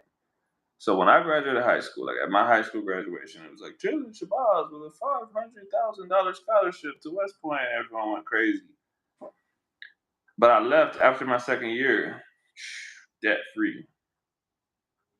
Now I have friends. I don't want to say his name, but he's actually kind of popular on Twitter and Instagram and all that stuff now. Like he's got like 300,000 followers, I think, because he's like a positivity dude. He posts like positive quotes and people share his shit all the time. I'm like, this is crazy. But he left in his 3rd year, and I just remember he had like $300,000 of debt, and I remember like people being like, "Yeah, fuck that! I would jump off the closest bridge." So happy to see him doing something with his life, but no, I was debt free when I left. No contracts, no money, no nothing. It's good in the hood. But yeah, like I was saying earlier, I think that learning a language makes you way more aware of your own language. Like I said, Americans specifically, I can't speak on Brits and Aussies and Kiwis, but you said you were stationed at SA. Yeah, because I enlisted after I left, bro. I left, I went to college for a year, and I said, yo, I can't believe people paid money to go to school after this. And I joined the military to pay for my school after I left West Point. That's when I did military intelligence. When I was at West Point, I was an Arabic major. So it was totally different situations. But yeah, like I said, Americans specifically, they don't say any complete sentences. It's kind of weird, bro. Like, for instance, it would be more proper to say, I told him that you said blah, blah, blah. But Americans will be like, I told him you said, I told him you said. And they don't say that you said. They just smash it together. I always wondered how that worked, West Point. I played them 4 times. Yeah, And that's a weird situation if you're actually good at sports because those dudes get like NFL contracts and then they can't go play. Like you have to get a release from your commanding officer to let you go play, but you have to get a release from the military. And they're usually like, nope, you can go play after 5 years. But like after 5 years, the NFL is not gonna want you anymore. So that's always a huge thing. Professional athletes, like, should they be allowed to be released since they made a squad? Because then people were like, well, that's unfair. Just because he's good at sports, he don't have to serve out his contract like the rest of us went to school for 4 years, and we got to do our 5 years in the army. So at one point in time, they were just like straight up doing like easy releases, and then they got real strict with it, and they weren't letting anyone do it. Yeah, the tight end was like 6'7" guy, had to serve. Yeah, yeah, exactly. Why didn't you go somewhere else? Because probably when he went, they were like, yeah, if you make the NFL, they're gonna let you go. And then they probably changed that shit up right when you went.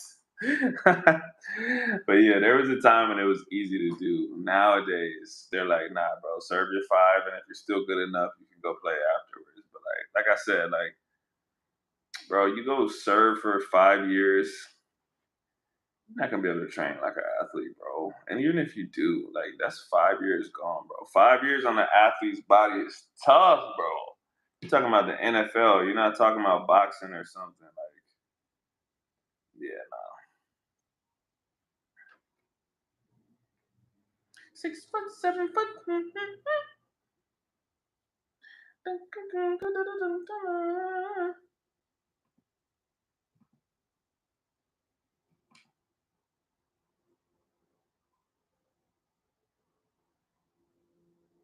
My chat disappeared. Hold on. What the hell?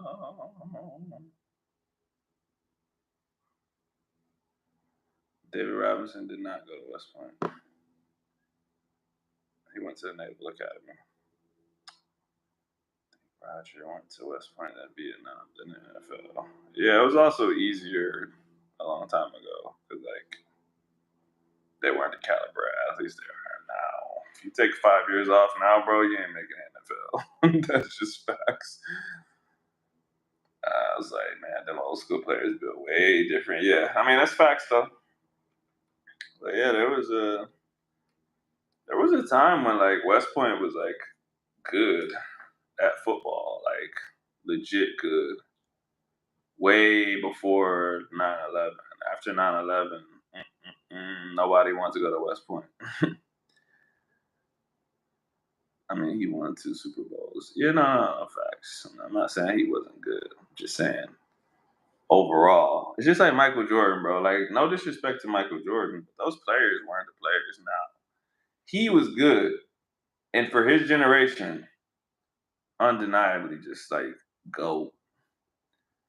But like, would he still be scoring that shit against all these super jacked fast dudes these days? I don't think so. And that's fine because that's not the era that he was born in. Maybe he would have worked harder and he would have done more if he was in this era. But I'm just saying. It's like if Usain Bolt was born in 1950. He already smoked everyone in this generation. If he was born back then, bro, he would have been jogging. You know what I mean? So it's just different as a whole. My boy joined at 31. God bless him. I couldn't do it. Yeah, man, that's kind of late. I could not imagine joining the army right now at 31. I take MJ and the MJ LJ debate. I mean, yeah, it just depends on what you value. Depends on what you think greatness is. I don't really subscribe to the whole rings thing. I know people are like, oh, that's the whole point, but it's like there's more than that when you're talking about individual athletes. It's like the same thing as boxing. There's a handful of circumstances that could allow you to win a belt without being that good. We see it all the time. Rolly Romero, no disrespect to Rolly. I actually like Rolly. But he just took a belt from like a 40-year-old man, and the referee stopped the fight way too early. But if he has a belt and some other dude in the past that was a crazy good boxer, but it was like in the most stacked division of all time. If they don't have a belt, should I say, well, Rolly's clearly better because he got a belt and this dude didn't? Like, nah, I don't think so. So, like I said, LeBron James is playing the time with like, bro, literally like everyone in the NBA is a freak of nature. Like MJ was playing against like some dudes that like you probably could have thrown in the janitor from the arena and people wouldn't have known that he was playing in the shooting guard spot. Just saying, no disrespect to MJ. Just saying some of the people he was playing against were not that good. He was good. He was amazing. Some of his opponents, they were just okay as a whole.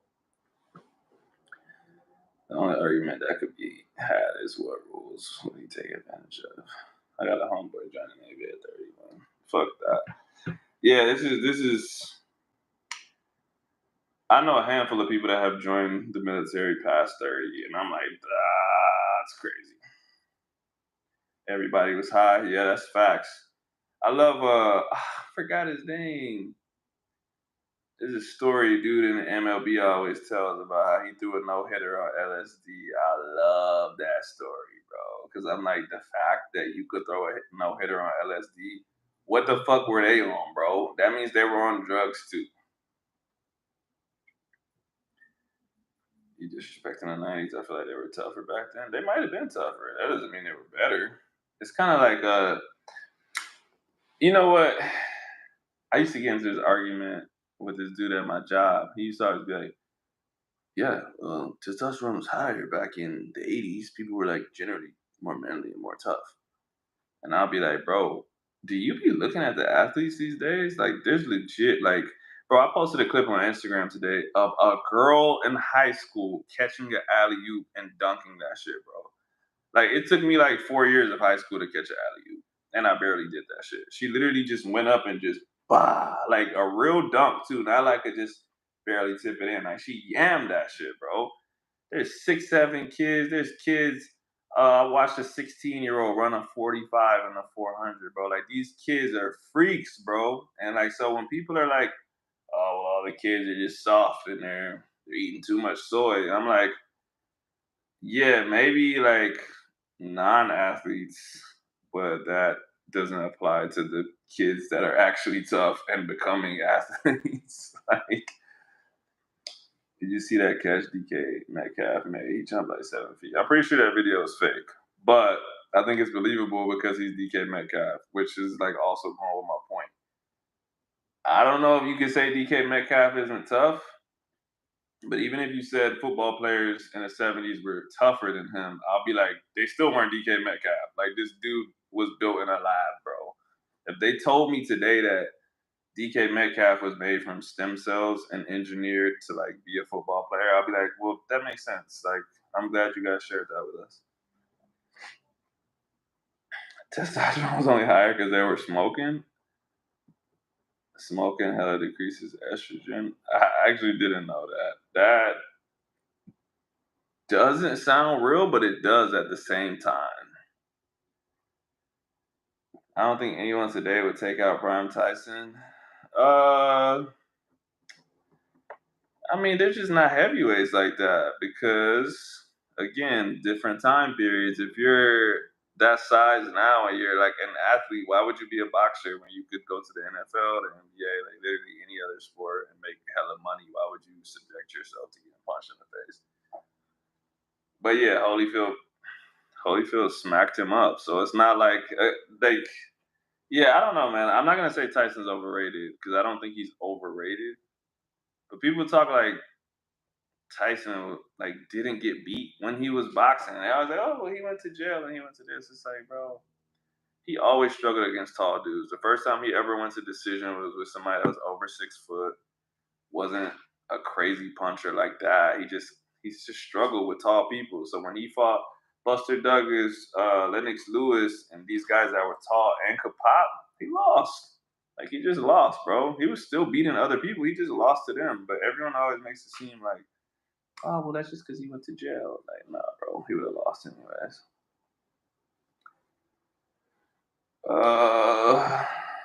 Some of the below average gym pop is more trash than before, but kids aren't wasting time. Training has become a little more sophisticated. Yeah, facts, bro.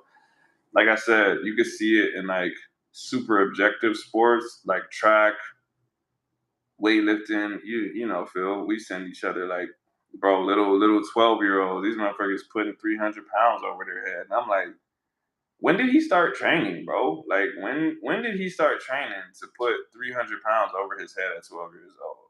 And like, even still, how did you do that, bro? Like, how? Little girls, 16-year-old girls, squatting like 400 pounds and shit. You're like, damn, bro. Like, I really wasted my life, bro. This is crazy. Wasted my life.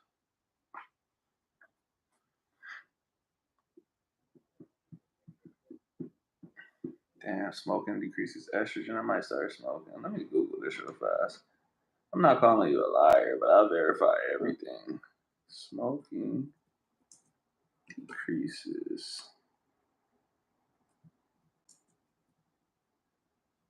estrogen. Smoking lowers a female's levels of estrogen. Lower estrogen levels can cause dry skin, thinning hair, memory problems. No, I need to type it with men.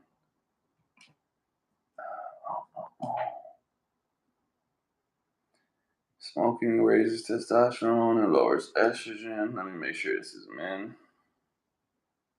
That does make a difference.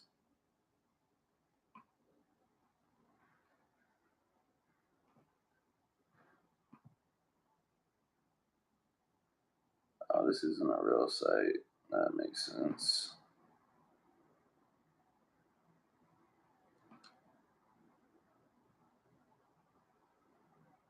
I'm not really seeing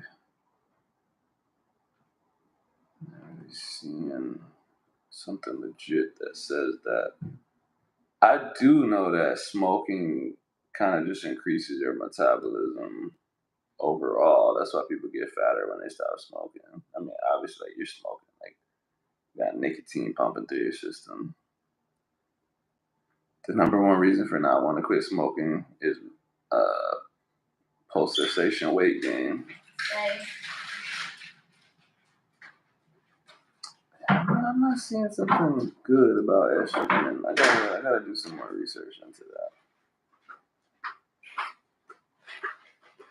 Hampton cleaning 170 at the same weight. Yeah, exactly. Thank you. The greatest life, yo.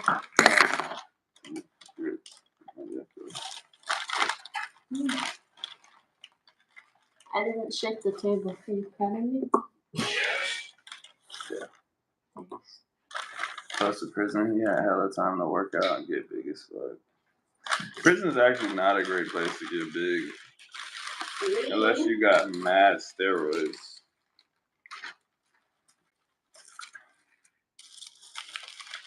I think people like that. They like that jail myth because they like to say, like, if I went to jail, I would come out swole as fuck. Am I ending the stream? Nah, not right now. I'll wait till she complains. Did you say something? Hmm? You said something? Nah, he just asked me if I was ending the stream, and I said, I'll wait till you complain. You still got a shower and shit, though, so if you're going to right now. You are or not? Oh, shit. Well, regardless. Like I said, till she complains.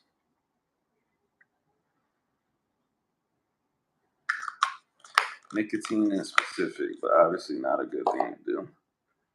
I agree. You know, they make nicotine now without the cancer. Like nicotine pouches that are not like smoking.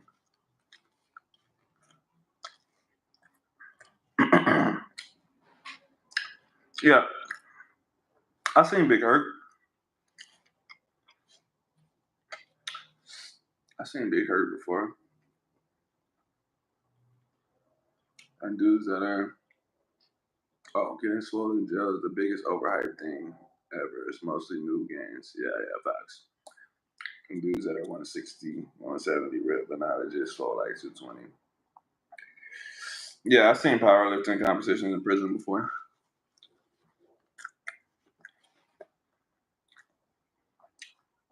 Like I said, if you're in a place where you can smuggle steroids, and that's how those dudes get like that. But regular dudes, hell no.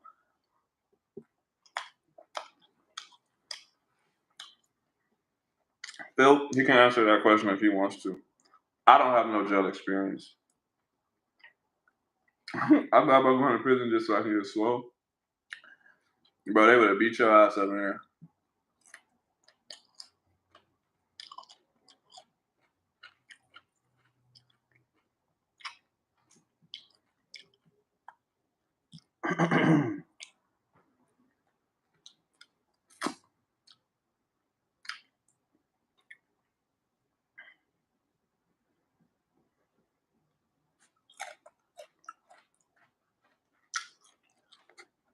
Planet Moolah, what's the closest thing you ever did to go to? What's the closest you've been to going to jail? I'm not Cat Williams size. Planet Moolah about to get yoked up. They get everything else. Steroids wouldn't be that hard to get. I'm not saying it would be hard to get, but you gotta have somebody smuggle it, and then you gotta be on a consistent schedule.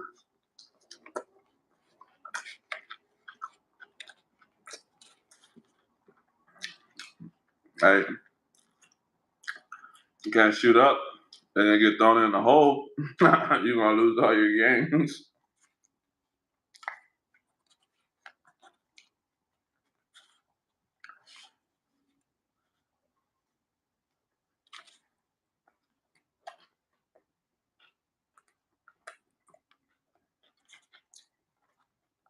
So you still need the same consistency inside that you need outside. And that's the thing. Only time I broke the law was speeding 15 over. That's crazy. You're a criminal. Get pulled over son for some real dog shit. Going 32 over.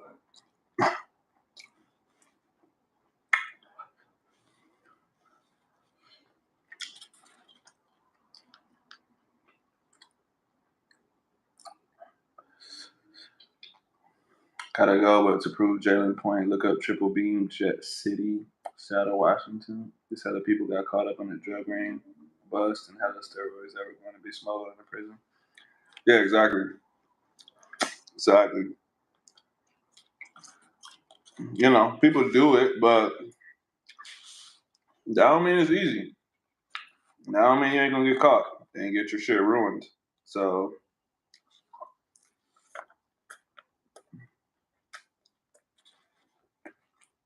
but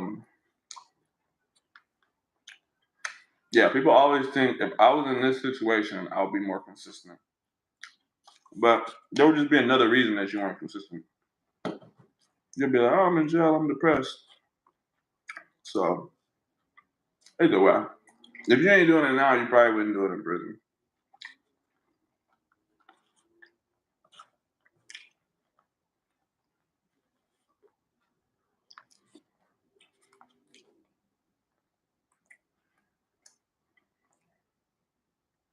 Two finds out officers hate Gainesville or Gatesville. They said it's ass. My cousin was locked up in Gatesville.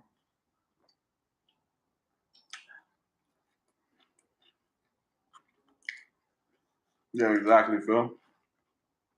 You know, bro. Yeah, I mean, this is Phil's story to tell, but Phil used to be fucking starving in college, and he was still getting that work in. Like, I think if most people was eating as little as he was, they wouldn't have been lifting. He was like 2 weight classes down because he didn't have no food. What do you mean why? He was poor.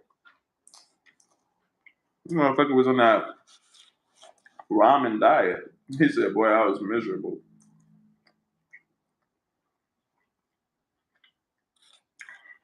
Yeah. Phil was struggling out there. Why? Oh.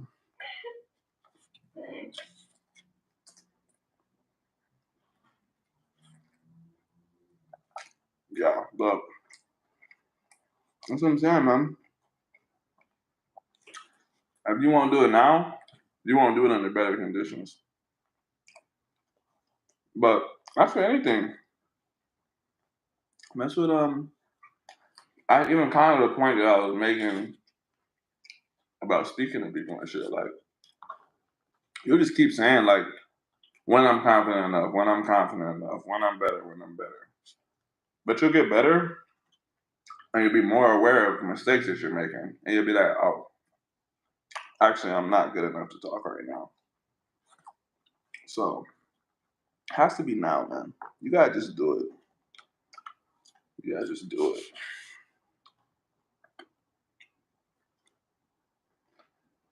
My Google memory is like, oh yeah, here's your almonds you ate for the week. Yeah, Phil was skinny, man.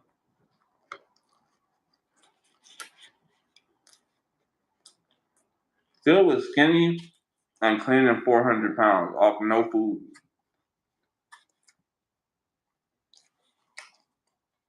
Bro was eating a fucking trail mix. Oops, sorry, Jim.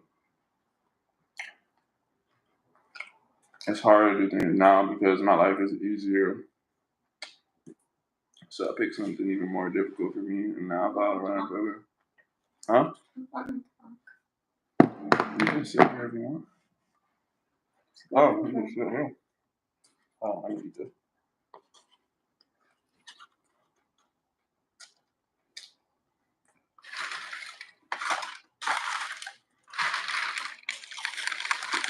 Seriously, trail mix, almonds, spinach. Wait, let me see a picture of him in college.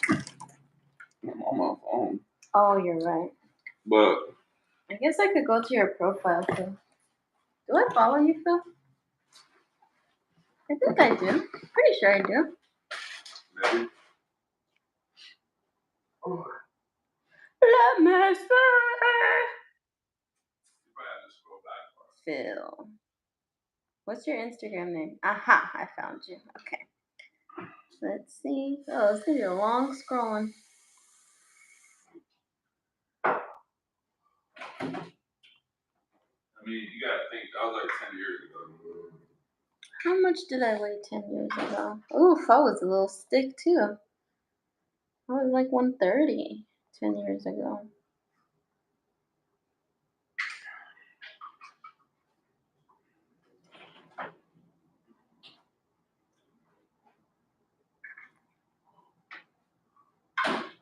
What's Access bench press? I honestly haven't bench pressed in years. They're not gonna believe what you said. Hmm? They're not gonna believe what you said. Who asked that line? What? Yeah, how'd you know? He's not gonna believe you. This is gonna be a typical guy. When you tell him it's something like that. What the last thing you mentioned? I like 145. I can't wait to see the response. But that's like when I don't even be lifting and I could like push that up. Pretty sure I could push that up still right now. When I was in college, I could bench like 170, 175. But then I don't really be lifting like that anymore. So I stopped lifting, but I always like did like pull-ups and push-ups and shit and wrestled and jiu-jitsu. So I mean there's always muscular endurance and muscle strength involved because of that. But I really just don't be lifting weights like that, y'all. But the last time I did that, it was like 145. And this guy doubted me. He thought I couldn't put my own body weight up. Like this was like 3 years ago. He's like, there's no way you can do like 135. It was 135, and I was like, are you serious? I was so offended, like actually hurt. And he's like, you don't be lifting, and I was like, okay, yeah, I don't need to lift to be able to bench my own body weight. Think That's about- some weak bitch shit. Like Well, so yeah. disrespectful. I was so upset for like an hour. I like called all my friends. I was like, can you believe what he said? How he disrespected me. Yeah, this really happened. But think about it. I didn't say she could never do it. I was just like, you haven't been lifting. How the fuck you gonna lift 135? She smacked that shit. She really went to Too work. easy. And then I went way over it too. And I was like, this motherfucker doubting me. Exactly. I literally woke up and I was like, watch, I'm gonna go to work tomorrow because I used to work at a gym at the time. And I was like, I'm gonna fucking do it, and my coworkers are gonna spot me. And I woke up the next day and I was like, I can't wait to prove this hater wrong. I was like, Man, that shit was mad impressive. I wasn't ready. I was like, in the video. Rude ass motherfucker. I swear. Be your own people. Hey man, 135 Most girls heavy. can't bench 135. Okay, I'm not most girls. I knew you were gonna say Like, what the fuck? I hate when people say that shit. But then I forgot, because now I work around a lot of girls again. And then most girls can't do pull-ups and push-ups. And I'm just like, oh, I forgot. So he was putting me on that standard, which is rude. Rude. Big facts. Jalen can't bench 135. Disrespecting me. Rude.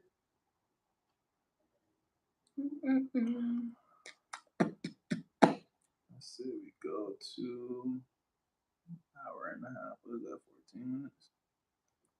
Probably good. 14 minutes. No one's saying anything.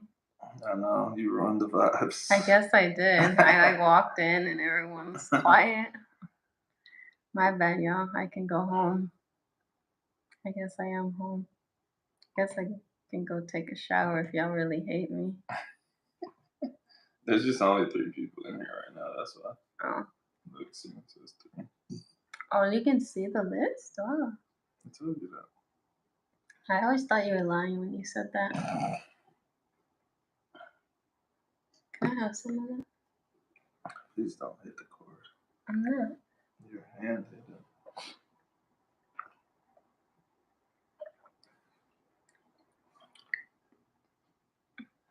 Yeah, that's true. John barely says anything. John? Is that a nickname? Or is that your full first name? If that's his real first name, that's some country ass shit. John? Yeah, I got a cousin. Do you go by JJ? My cousin's name John.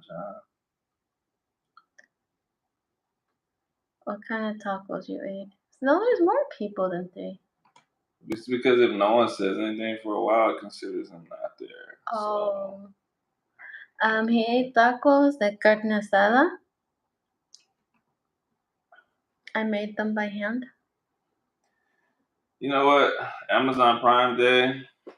Listen, my job, I won a $200 Amazon gift card, and these motherfuckers have not sent me the code. I'm trying to not be like, I don't know the word, but I'm like, I'm gonna chill. I'm gonna wait for him to send it to me. They announced to the company that I won it, but they never sent it. And I'm like, let me wait till Friday. How fast did they send it the first time? The last time with the announcement, I got the announcement and they were like, yeah, it said like Jalen Shabazz won $100, and like the next email was like 30 seconds later, and it was like, use this code at checkout and you'll have $100.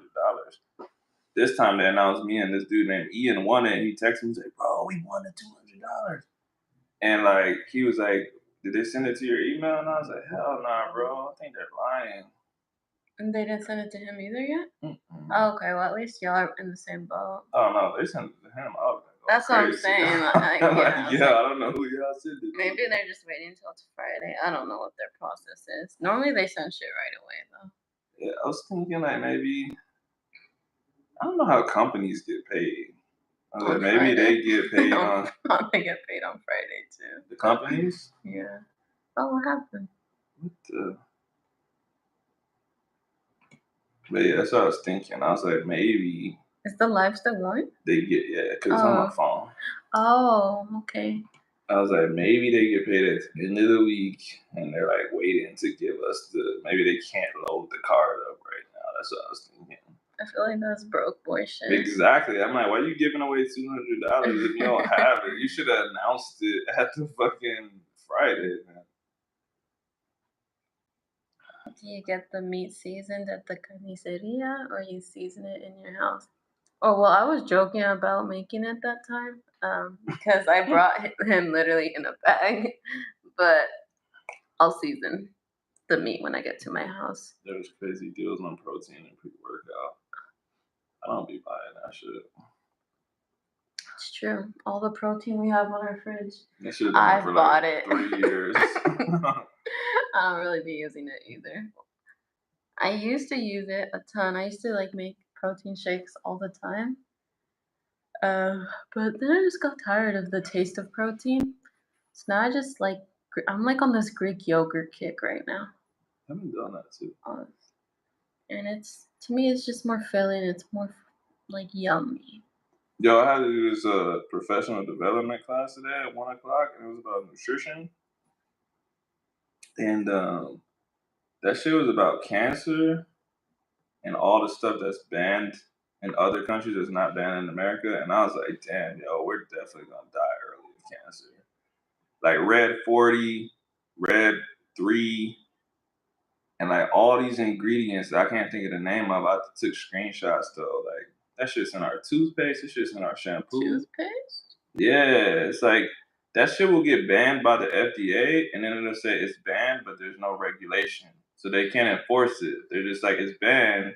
It shouldn't be in your toothpaste, but it is. If you see the ingredient, don't use it. And like lavender is hella estrogenic, and so they're like, don't give your baby lavender baths. You're gonna turn into a bitch. So. Is that why you're a bitch? Shut the fuck up. But yeah, it was like a whole list of things. Like literally, we got to the end of the talk. We're like, "Yo, Julia, like, what are we supposed to take away from this?" And she was just like, "That's literally what she said." She's like, "Well, I mean, you're all gonna die anyways, so it kind of doesn't matter." But she's like, "Just take little action steps." She's like, "Don't microwave plastic bowls. If you cut your pan, don't use the pan anymore. If you scratch a metal pan, you knew that shit? Yeah.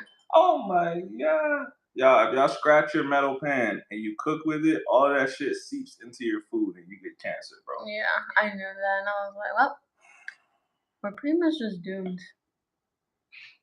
Insane.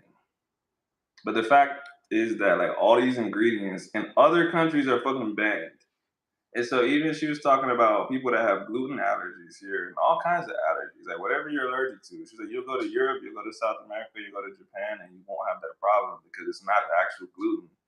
It's the other shit in there. It's these plastics, it's whatever that they're fucking making the shit with. Or like our vegetables here, they leave it in a shaded place and mold grows on it, and the mold makes you produce more estrogen. So in other places, you're not allowed to leave the fucking vegetables in the shade in dark places for mold to grow on it. So America sucks, man. Yeah, I tell the story all the time, but when we went on our honeymoon to Puerto Rico, I literally don't fucking like papaya here in the US. Like that shit fucking smells, it reeks.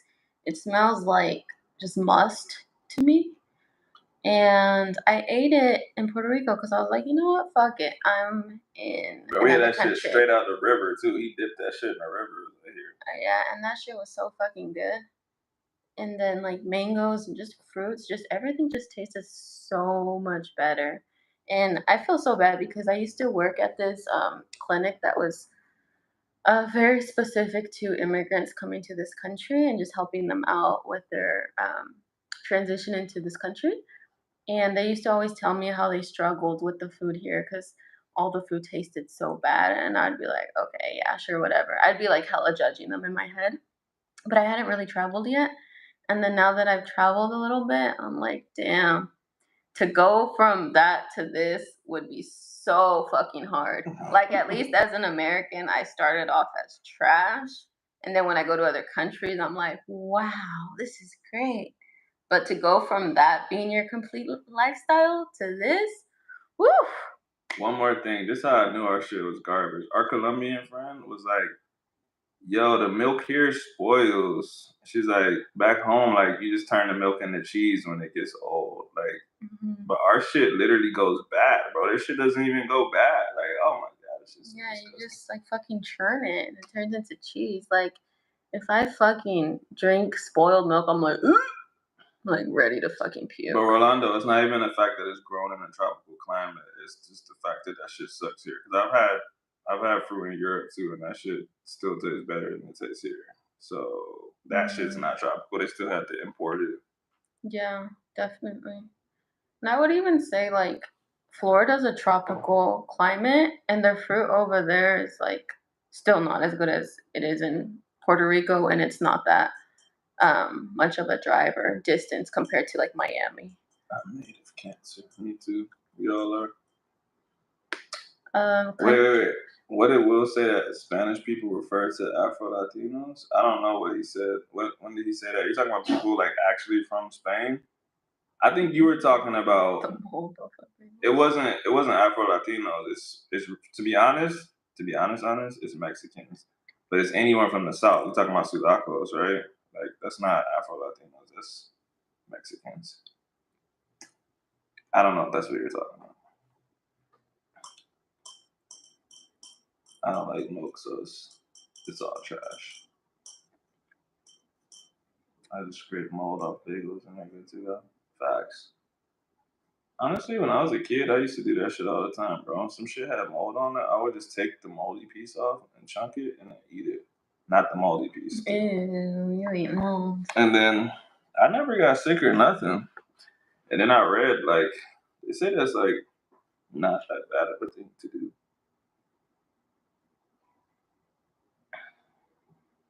Yes, I use pre-workout. Sorry, I forgot to reply to that. But I'm not buying that shit like that.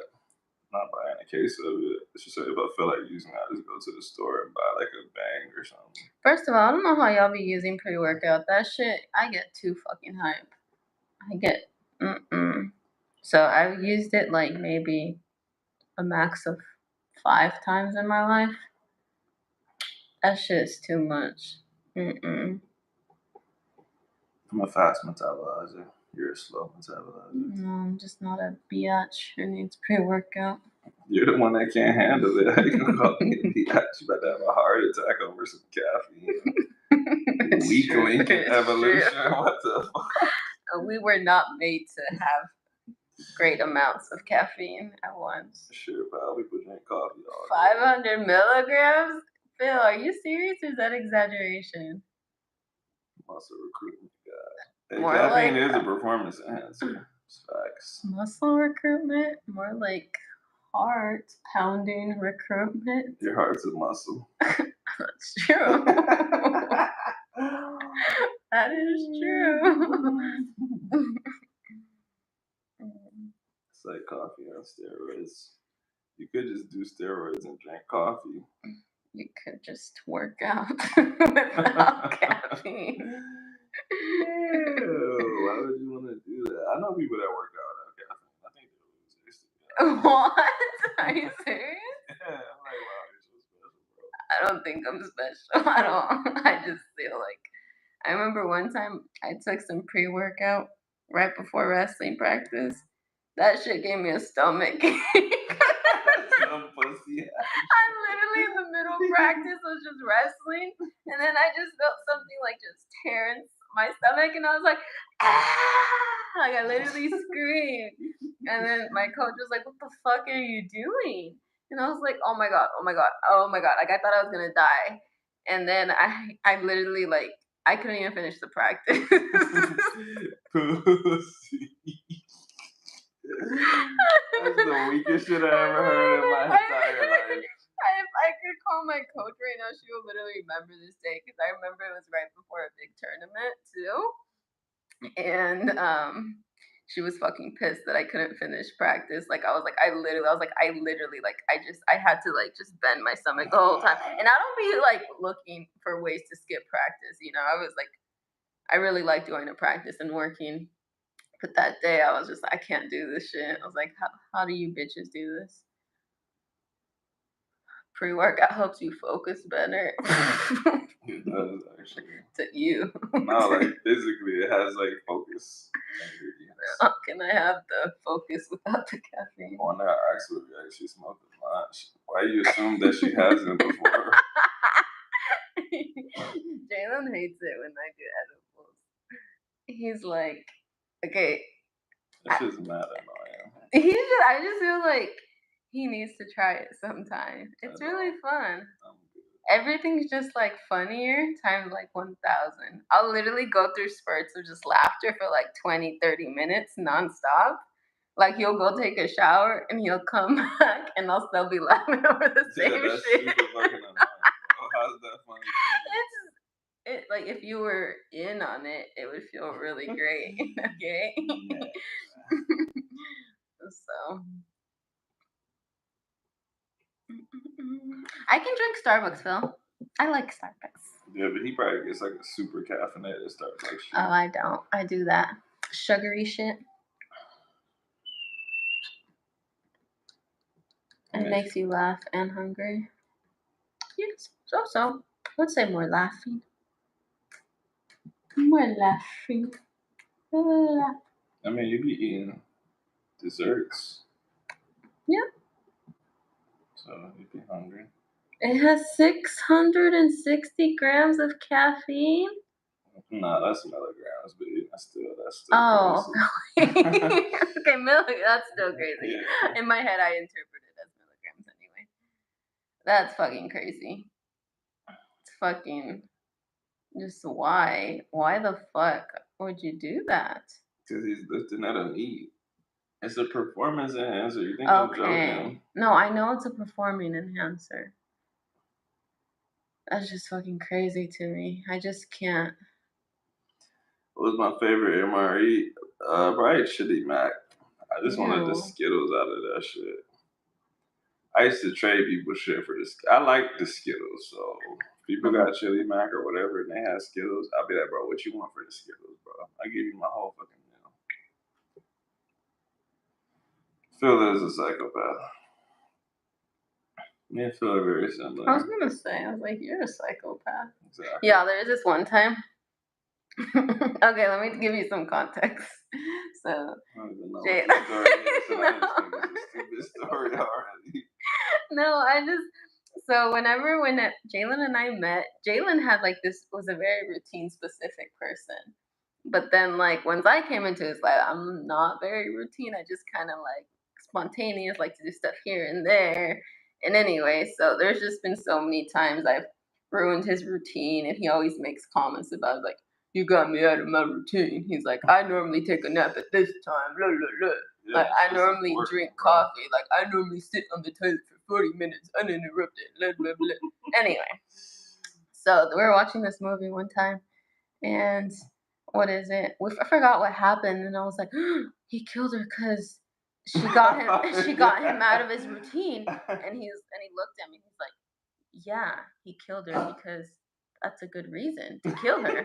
He's like, she ruined his routine, and then I was like, I ruined your routine, and I thought he was gonna kill me, but I'm still alive, thankfully. For now. I know, right? Because I'm 100% gonna ruin his routine tomorrow or the next day. And the next day. I know how I'll be like, yeah, I usually do lives at 6 o'clock, but somebody decided to go work out at 4:45 randomly today, so I'm on live at 5 o'clock. That's because of her. Because I would do it at the same time every day if I could. But like, sometimes I want to work at 4:45. Sometimes I want to work out at 6. Sometimes I want to work out at 7. I just want to do whatever the fuck I want to do when I feel like doing what I want to fucking do. Yeah, that's insane to me. I do everything at the exact same time every day. My wife just runs out my routine. Yeah, that's how wives work, bro. Why do y'all have routines? It's like, what the fuck? No way, the legend Mike Ben is in this bitch. That's crazy. What's up, Mike Ben? Do you know Mike Ben? I love Mike Ben. You don't know Mike He's Ben. my homie, Mike Ben. You don't know Mike Ben. Who, Mike Ben? Who, Mike Ben? Did we move in soon after dating? It was like close to a year. Yeah, it's a little over a year. No, it was less than a year, but it was close to a year.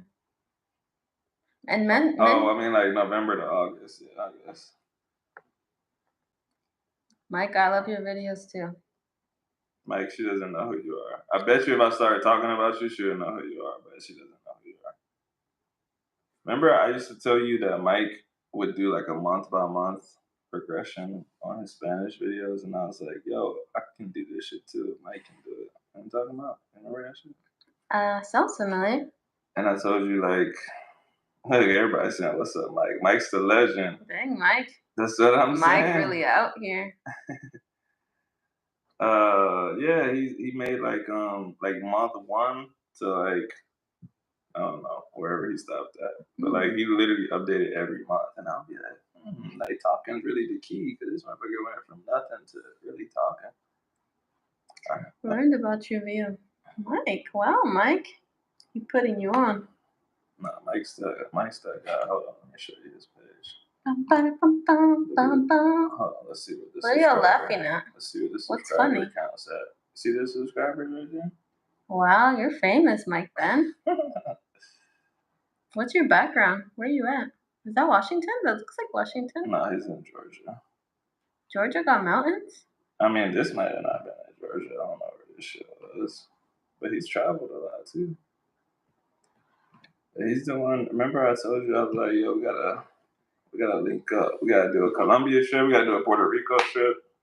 He's probably about to be like, why haven't you told me the dates for Puerto Rico? We got a lot of stuff. Oh, you're the one that asked about Puerto Rico. I remember that now. So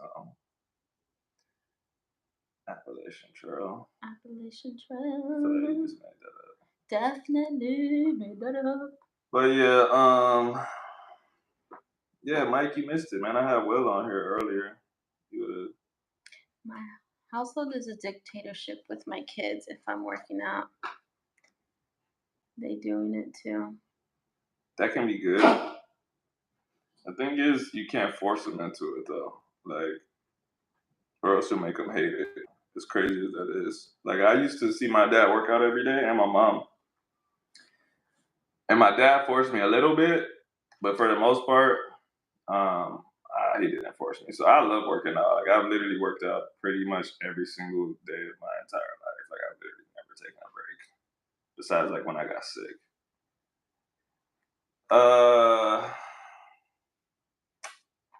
Best and worst. Best and worst self-improvement advice that you have all heard. For me, I think the best thing that I've ever heard, and like the best thing that I tell people is, actually, I posted something about it here today. It's like not focusing on the results so much. Like I talked to Planet Moolah's in here right now, and he was talking about his progression and how he was frustrated by it and stuff like that. But what I was trying to tell him was like, just do it every day and just like literally love communicating with people, love making friendships, love challenging yourself, and like you're gonna reach all of those goals anyway.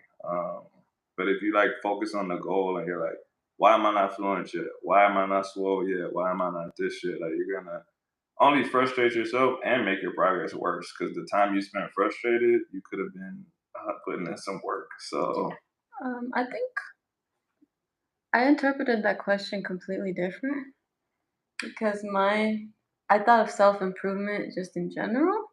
So I would have said, never stop learning. And that's just like a way to always continue improving yourself, like continue to always be a beginner on something. Yeah, that's good. And for example, like I love being a beginner at a whole bunch of stuff because when I try new stuff, for example, I just started a new job 3 weeks ago. It's like really overwhelming because we have to go through all these new processes and I'm onboarding with 2 other people right now. But I've done so many new things so many times and I'm like, yeah, it's just part of the process. I just have to take it one day at a time. So even though I know it's overwhelming, I know that I'll eventually get it because I've done this new phase so many times. Are we talking about languages? Oh no, he just said self-improvement.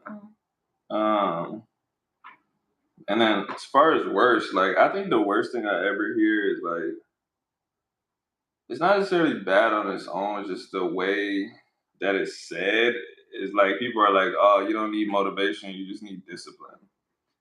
that shit sounds cool, but it's like You be saying that shit. No, I don't. No, I don't. I might tell someone that like on certain days my discipline gets me through something and not the motivation to do it because it's a habit. Mm-hmm. But like let's take learning languages. If you don't want to fucking learn Russian, if you don't have no Russian friends, you don't have no reason to learn Russian. Like me telling you like just be disciplined to learn it. It's like why, bro? Like why should I learn it? Like I need some kind of internal motivation. Like there's a reason that I want to do stuff. There's a reason I want to learn Spanish. I have Spanish speaking clients. My wife speaks Spanish. Her family speaks Spanish. I got friends that speak Spanish. That's the motivation. That's the reason I don't follow up on Portuguese. I don't fucking know nobody that speaks Portuguese.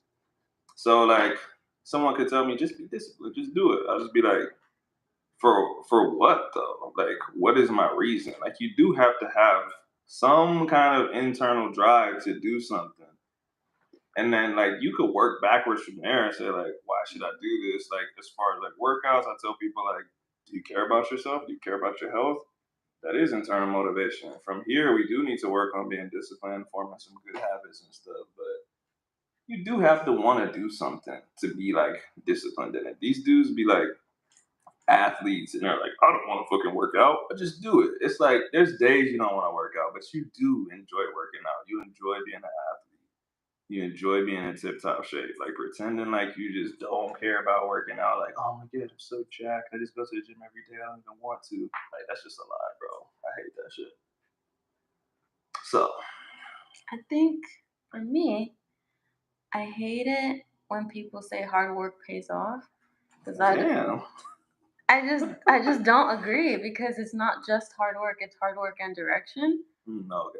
Like it's just there's so much emphasis on hard work without like actually like a plan. And like for the reason I say that is because I just think about me in high school.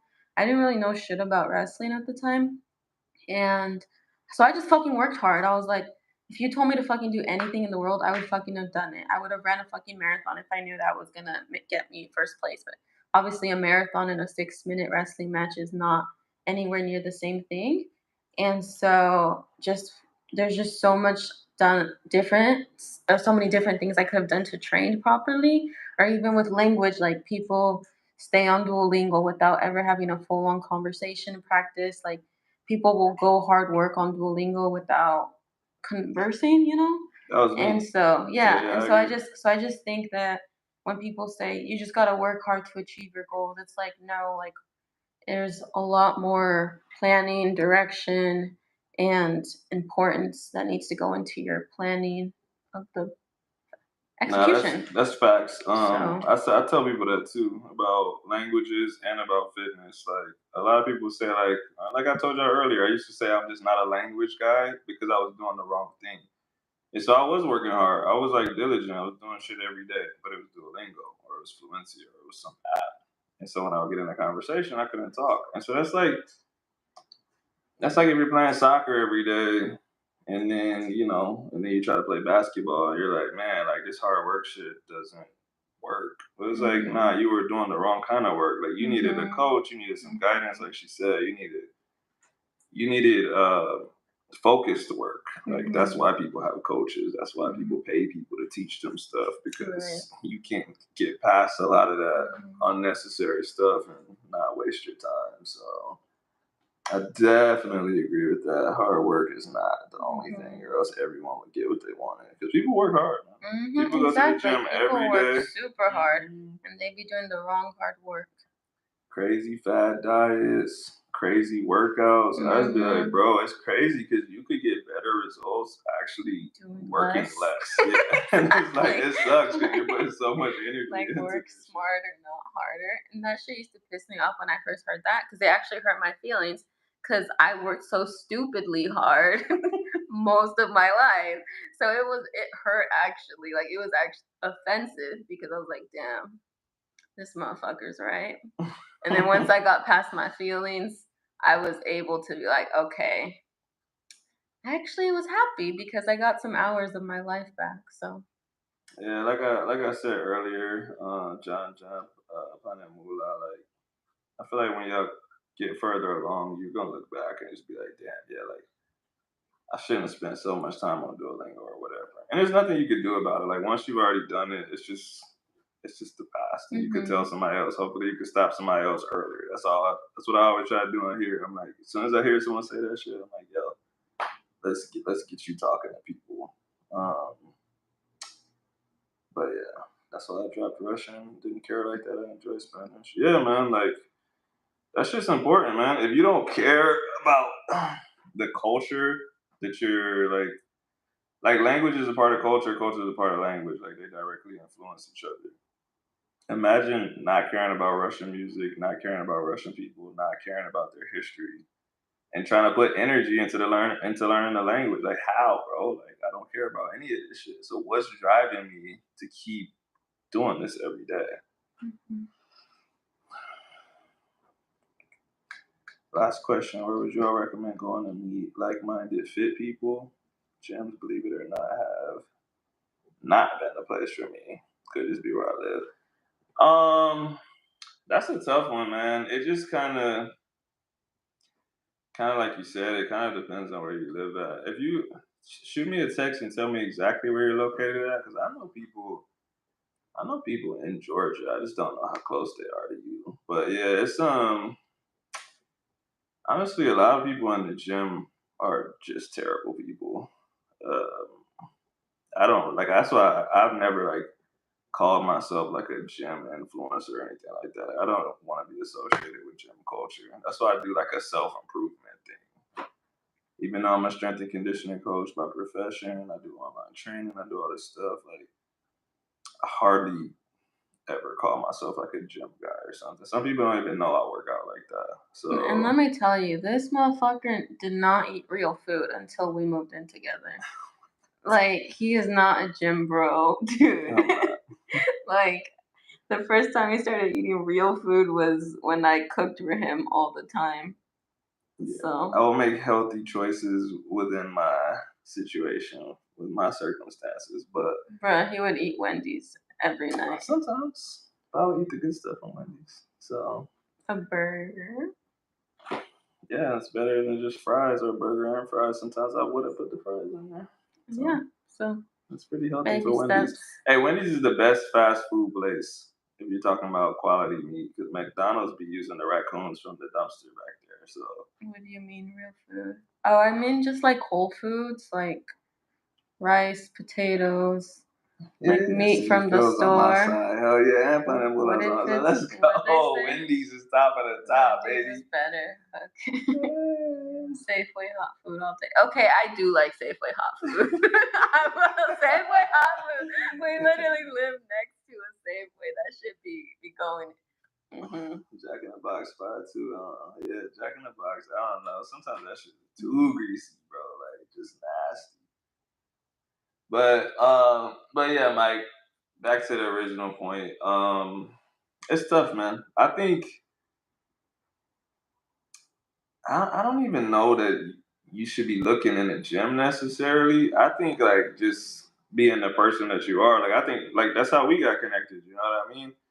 I think focusing on improving yourself, and just being a generally good person. I think most people in life that are living like good lives and improving themselves are staying healthy, working out. They're doing things to improve their mind. They're doing things to improve their spiritual, whether that's like religion or something else. People are like just in general taking care of themselves. So I think all you can really do is just kind of live your life. And Mike, since you're here, we were actually talking about you earlier. Do you consider yourself introverted or extroverted? Because we're kind of having like a debate about this.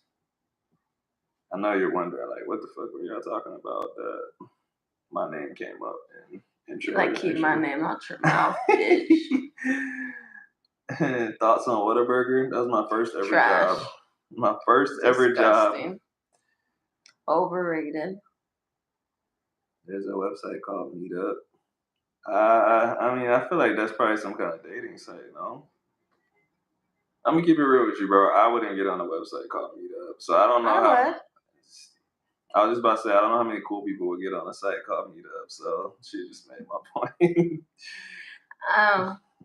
First off, we met on a dating app. Yeah, exactly. But I'm talking about for friendships. I can't imagine logging into meetup.com like, yeah, that dude could be the homie right there.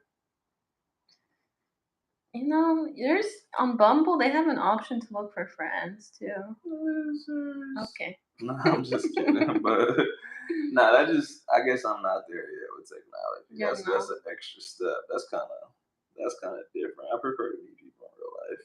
You know, Phil, I love being a hater. So I love when people call me a hater because I'm like, yes, I am 100% a hater. Max is introverted, but I didn't see anything. Oh fuck, that's A on top homie chat. on Maybe I Bumble. missed. Maybe I missed the second thing. What's So. top chat? Sometimes top chat doesn't put all the things. Introverted, but I'm not shy or quiet at all. I'll talk to anybody. If I had to choose, I'd be so. Okay, so yeah, we're basically the same in that regard. It's groups, Jalen. It's not like meeting one person. So you're going on a group date? Oh. No, it's not a date though. It says not a date. Oh yeah, it's a group. No, that makes sense. I still don't know. I guess I would have to like hear more people talk about it to think it's like a regular thing. I would just think there wouldn't be enough people even on there for me to actually meet somebody cool. So there's that. But like I said, I think getting connected to homies by other homies is like the best way. Like usually that's like what happens. You're like, yo, I got a homie out there. I'm gonna shoot them your Instagram or your number or whatever y'all can link up. So I think also I've met a lot like-minded people just by like I don't know, kind of weird. I go up to people and just start talking to them. And then, I mean, obviously, if they look kind of friendly, I use my best judgment. Like whether it's like coffee shop or like at the airport, or if I go out on lunch, it's just stuff, you know. no, that's facts. And then, That's like, facts. and obviously, if they don't want to talk, they'll be like, nah. And I mean, I don't get offended, so it's like whatever. I'll just go to the next person. But a quote that I really, really, really love is just like, it's like a good reminder to me. Is like, you haven't met all the people that are gonna love you yet. And I just like, I just love it because I'm just like, dang, there's so many more people in the years of life I have left that are gonna love me. And I'm just like, and I just think that's so dope. Nah, I feel that though. Nah, for real, like I don't be walking up to random people because I'm not like that. But if I'm doing something like okay, like I box and I hit the bag like 3 times a week. If I see somebody like more than 2 times, like and we're in the same time frame hitting the bag, I'll be like, hey, what's up, bro? What you getting after today? Like, what you doing or whatever? We'll end up having a conversation. Actually, like today, I actually just talked to this dude. He was like real deal Mexican. I don't know what he was here for, but he was like, yeah, I really feel like he was a boxer actually. Like, so he was telling me about where he was from in Mexico and shit like that. So little stuff like that. If I keep encountering somebody, I kind of take it as like I guess you could call it like a sign. Like, nah, let me say something to this dude, man. Yeah, I guess shared spaces makes sense. It doesn't necessarily have to be the gym because I think I basically work in a gym. And so all of my time is either at the gym I work at or the gym that I box at. So even I was gonna say, I talked to a few random people. Like I saw this dude like a week ago. I think I might have told you about this, but I saw this dude that had the same last name as my barber. I saw he had Encarnacion on his tag, and I'm like, "Yo, you from Puerto Rico, bro?" And he's like, "Yeah, I'm from Carolina and all this other stuff." And I'm like, "Yo, my barber's from there, bro. Like, y'all might be related." Like, we really just had a full conversation about my barber, and then I found out they weren't related, so that was awkward. But just yeah, just little random stuff. I'll start combos off of stuff like that. I won't start combos with super random people. I won't just like walk up to random people and be like, "Hey, man, how you doing?" But like she said, kind of like a shared space thing, or if I see somebody more than once. Makes sense though, because I mean, since I left college and like I consider my life after college when I moved back to Washington, I was like what, 22, 23. I like joined this Hispanic group for women empowerment, so I developed good friends from there.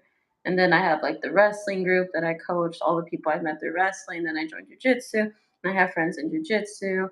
or we started dancing. We have dancing friends. Yeah, we made some super good friends just off of taking dance classes, and it was the same kind of thing. We were in a big group, salsa and bachata class, and then like these two people happened to be private instructors. So we happened to get them as a private instructor. We went there. They were like, "Oh, yeah, I speak Spanish," and we started talking. And then we found out she was from Colombia, and then like this got super cool. They're like, "Yo, let's go out. Let's dance together. Let's do all this stuff together." And so we just made some new friends just off of doing a new activity. You know what I mean? Yeah. So, And then you have work too. So I just say like keep doing shit you like, keep trying new shit, keep doing shit you're curious about. yeah, and I would say the last thing. Uh, Any friend that I've made as an adult has been that way just by chance, living life, doing things. Yeah, exactly, bro. And I was gonna say the other thing I always think about, especially like through the years as a trainer, I always tell her this. I'll be like, yo, people do not be having fucking friends. Because I ask one question and it turns into like a therapy session. I'm like, you can't have friends if you're like this ready to expose everything. They're like, yo, someone's finally listening to me. So if you feel like you're looking for somebody like as a friend or you're looking to make more friends, I promise you probably like every person you pass is probably thinking the same thing. And they're all like, yo, where do I meet a new friend at? So it probably won't even be as hard as you think. You just gotta kind of spark that combo. And I think also something adults in general, the reason why I think most, I don't know if this applies to y'all, don't take offense if it applies to y'all, but there's just like layers. Like in order to be a friend and start having like friendships, there is a little element of vulnerability. Like you have to be like, hey, would you want to go hang out sometime? That's technically putting yourself out there. Like it's technically taking a risk because you're like, oh, they could potentially say no. I could be rejected, or there's an element of like, oh man, I should like maybe tell a little story here and there. Like maybe they'll think the story's stupid or like starting to open up about your life. That's how you start to dig deep and develop deeper friendships. So there is like some vulnerability. And I think that's why I've had a lot of success making friends and continually making friends is because I'm willing to be vulnerable. Making friends as an adult can be difficult if it's not with coworkers. You gotta get out and do stuff. Yeah, no, that's true. I mean, but that's like what I was telling you earlier with Spanish too, bro. Like I said, you would never know if you don't know me in real life. But I'm like the most stay at home, don't talk to people dude ever. Like literally, especially if it's like out of my routine. So somebody's like, yo, you want to go out on Friday night? I'm like, no, bro. Like, I be sleeping on Friday night, so I get up on Saturday and I go train with my coach. So I totally get it, bro. It's just you just gotta like little by little kind of just like try to open yourself up. That shit sucks, but then when you do it, it's fun though. Like, yeah, like I would the idea of dancing before I'd have been like, fuck no, what I look like dancing, like moving my hips, doing a bunch of that shit. But like when we started doing it, I'm like, this shit is dope, bro. Like, so I have no boundaries, so this is why. I got bi friends. I guess he meant no friends, I but got, he just he exposed got bi himself. friends. Yeah. It's okay if you have friends that are gay, straight. We are an inclusive chat environment here. So Still if got you have mad bi friends. if you have bi friends, that's cool with us. We are not judging you. How many close friends would you say you have? Me personally, I think it depends on how we're defining close. I was gonna say we gotta define close. Yeah, like. But we'll like I kind of categorize my friends in tiers, I guess. That's what I was just about to say. I was gonna say I keep everybody at different levels. I'm like I can. Like like to me, when I think of like close, like no disrespect to any of my other friends see this, but like I got one best friend. Like I could call Kendall anytime. Like that's family to me. Like my parents know him. I feel like I could pull up at his house and be like, yo, I'm in San Antonio. Like I'm about to come over to your house. And just anything, any problems I have, any problems he has, I literally feel like I could say anything to him. Like even if it was the weirdest shit, like I got a pimple on my ass or something like that. Like I feel like I could talk about anything. I feel like I only have one friend like that. And then I got like another tier down, which would be like AG, like I just went to his wedding and stuff. Like we don't stay in contact as much, but it's still like a super level of closeness. Like that's my boy. Like I was literally in his wedding. He told me he wanted to be in there. There was no questions asked. I'm like, of course, we're flying out there ASAP. And then, well, I'll put Baron near that level or on it. So I would say like Kendall, AG, but like then I'll say Baron's somewhere in there. But after that, like everyone's like not close to me. They're like, and I'll put Will on the level of AG and Baron too. What about Jay? Jay, my bad, Jay. But no, I feel like Jay's a step down because like that's what I'm saying. It's a different type. It's a different type of bond. Like we all been through different stuff with each other. Like Jay, if he's here, he was in my wedding. If he's here, of course, he said let's kick it. I'll be like, yeah, let me talk to Axa. I'm not about to fly to Korea to see him. Love him to death, but I'm not going over there to Korea while he's there. If Kendall was in Korea, you would go to Korea? If he told me to come, when he was in Korea though, he was just like, bro, don't waste your time coming over here. So,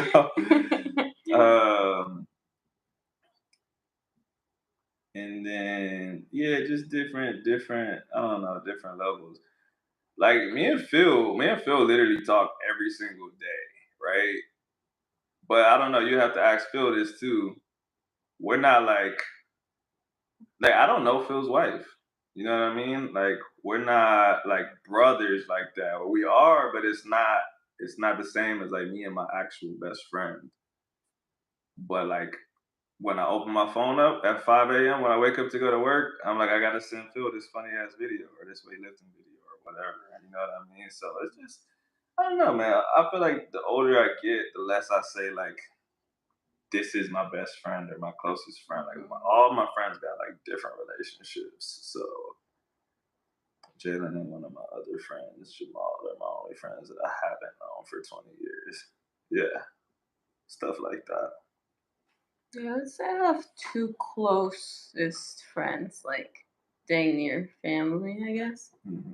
Would be Takara and Alicia, I would say. Takara was my coach, and then she ended up becoming one of my best friends, my college coach. I literally talked to her like almost every day, and I talked to Alicia every day too, and I literally could call them at any time of day. And yeah, I would say, and then kind of like Jalen said, then there's the people I don't talk to as much, but I know if I could call them, they would answer and they'd still be there for me, you know? I remember I took this human sexuality class. And they talked about friendships and relationships, and they basically categorized people into three kinds of groups. So the first group was if someone were to call you, you looked at your phone, you answered it no matter what. You would answer it. You drop everything that you're doing and you answer the phone. So that's tier one. And then tier two is like you see their name pop up and then you're like, oh, I'm gonna just finish what I'm doing, and then I'll call them back right after I finish doing this. And then the tier three is like, oh, I'll get back to them in like a day or whenever I have time, you know? And so I kind of think about stuff like that, and I think about the friends when they call me during those times, and I'm like, oh yeah, I guess you are not in the same level as the other group, you know. And so like if you call me and I forget to call you back that same day, you're probably not that important in my life. Facts. Well, I think that's also based on like the amount and the significance of the experience that you've had with somebody. Mm-hmm. Like even you, Mike, I would consider you the homie. And I think if we lived in the same spot, I think we'll be super, super good friends. But like we virtually have no experiences together, right? So we're like cool and we're like on the same mental level. And like it's like, yeah, let's do a trip together. I think if we do some trips together, I feel like we're gonna be extra, extra tight. But at this moment, we got Spanish, we got some fitness stuff that we share in common, but we don't have like any experiences together. So it's hard to be like on a different level, you know what I mean? And so like that's what I think. Like with Kendall, I've been through so much stuff with that dude. Like she said, if when my phone rings, I'm gonna pick it up because like that's my best friend. You know what I mean? So Or like the other one I think of that we all lived through recently is when it was COVID and then people were like, "Oh, I'll hang out with you when it's phase three," or like you're a phase three kind of friend. So, because there were certain people that I was like kicking it with when we were still technically locked down, and I didn't care because I was like, "Oh, they're the homies." But there's other people I'm like, "Yeah, yeah. When this is over, we definitely gotta link up." And so Planet Moolah, why you burning bridges, bro? I feel sad. Everyone's tear through when it comes to phone calls. I be feeling like that too. I'm not gonna lie. I tell everybody I'm gonna call them back. I don't ever call people back, or I just be forgetting to text back.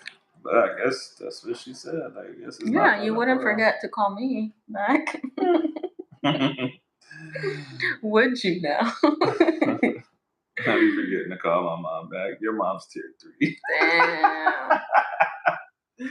No, let me tell y'all. If I don't call my mom within 10 minutes, she'd be blowing up my phone and then she'd be blowing up Jalen's phone. So I have to address the matter right away. I see, and in that case, I always pick up her phone calls. I always think it's an emergency. I be stepping out of work and I'll be like, "¿Qué pasó?" And she's like, "Where's AXA?" I'm like, "I'm at work. I don't know."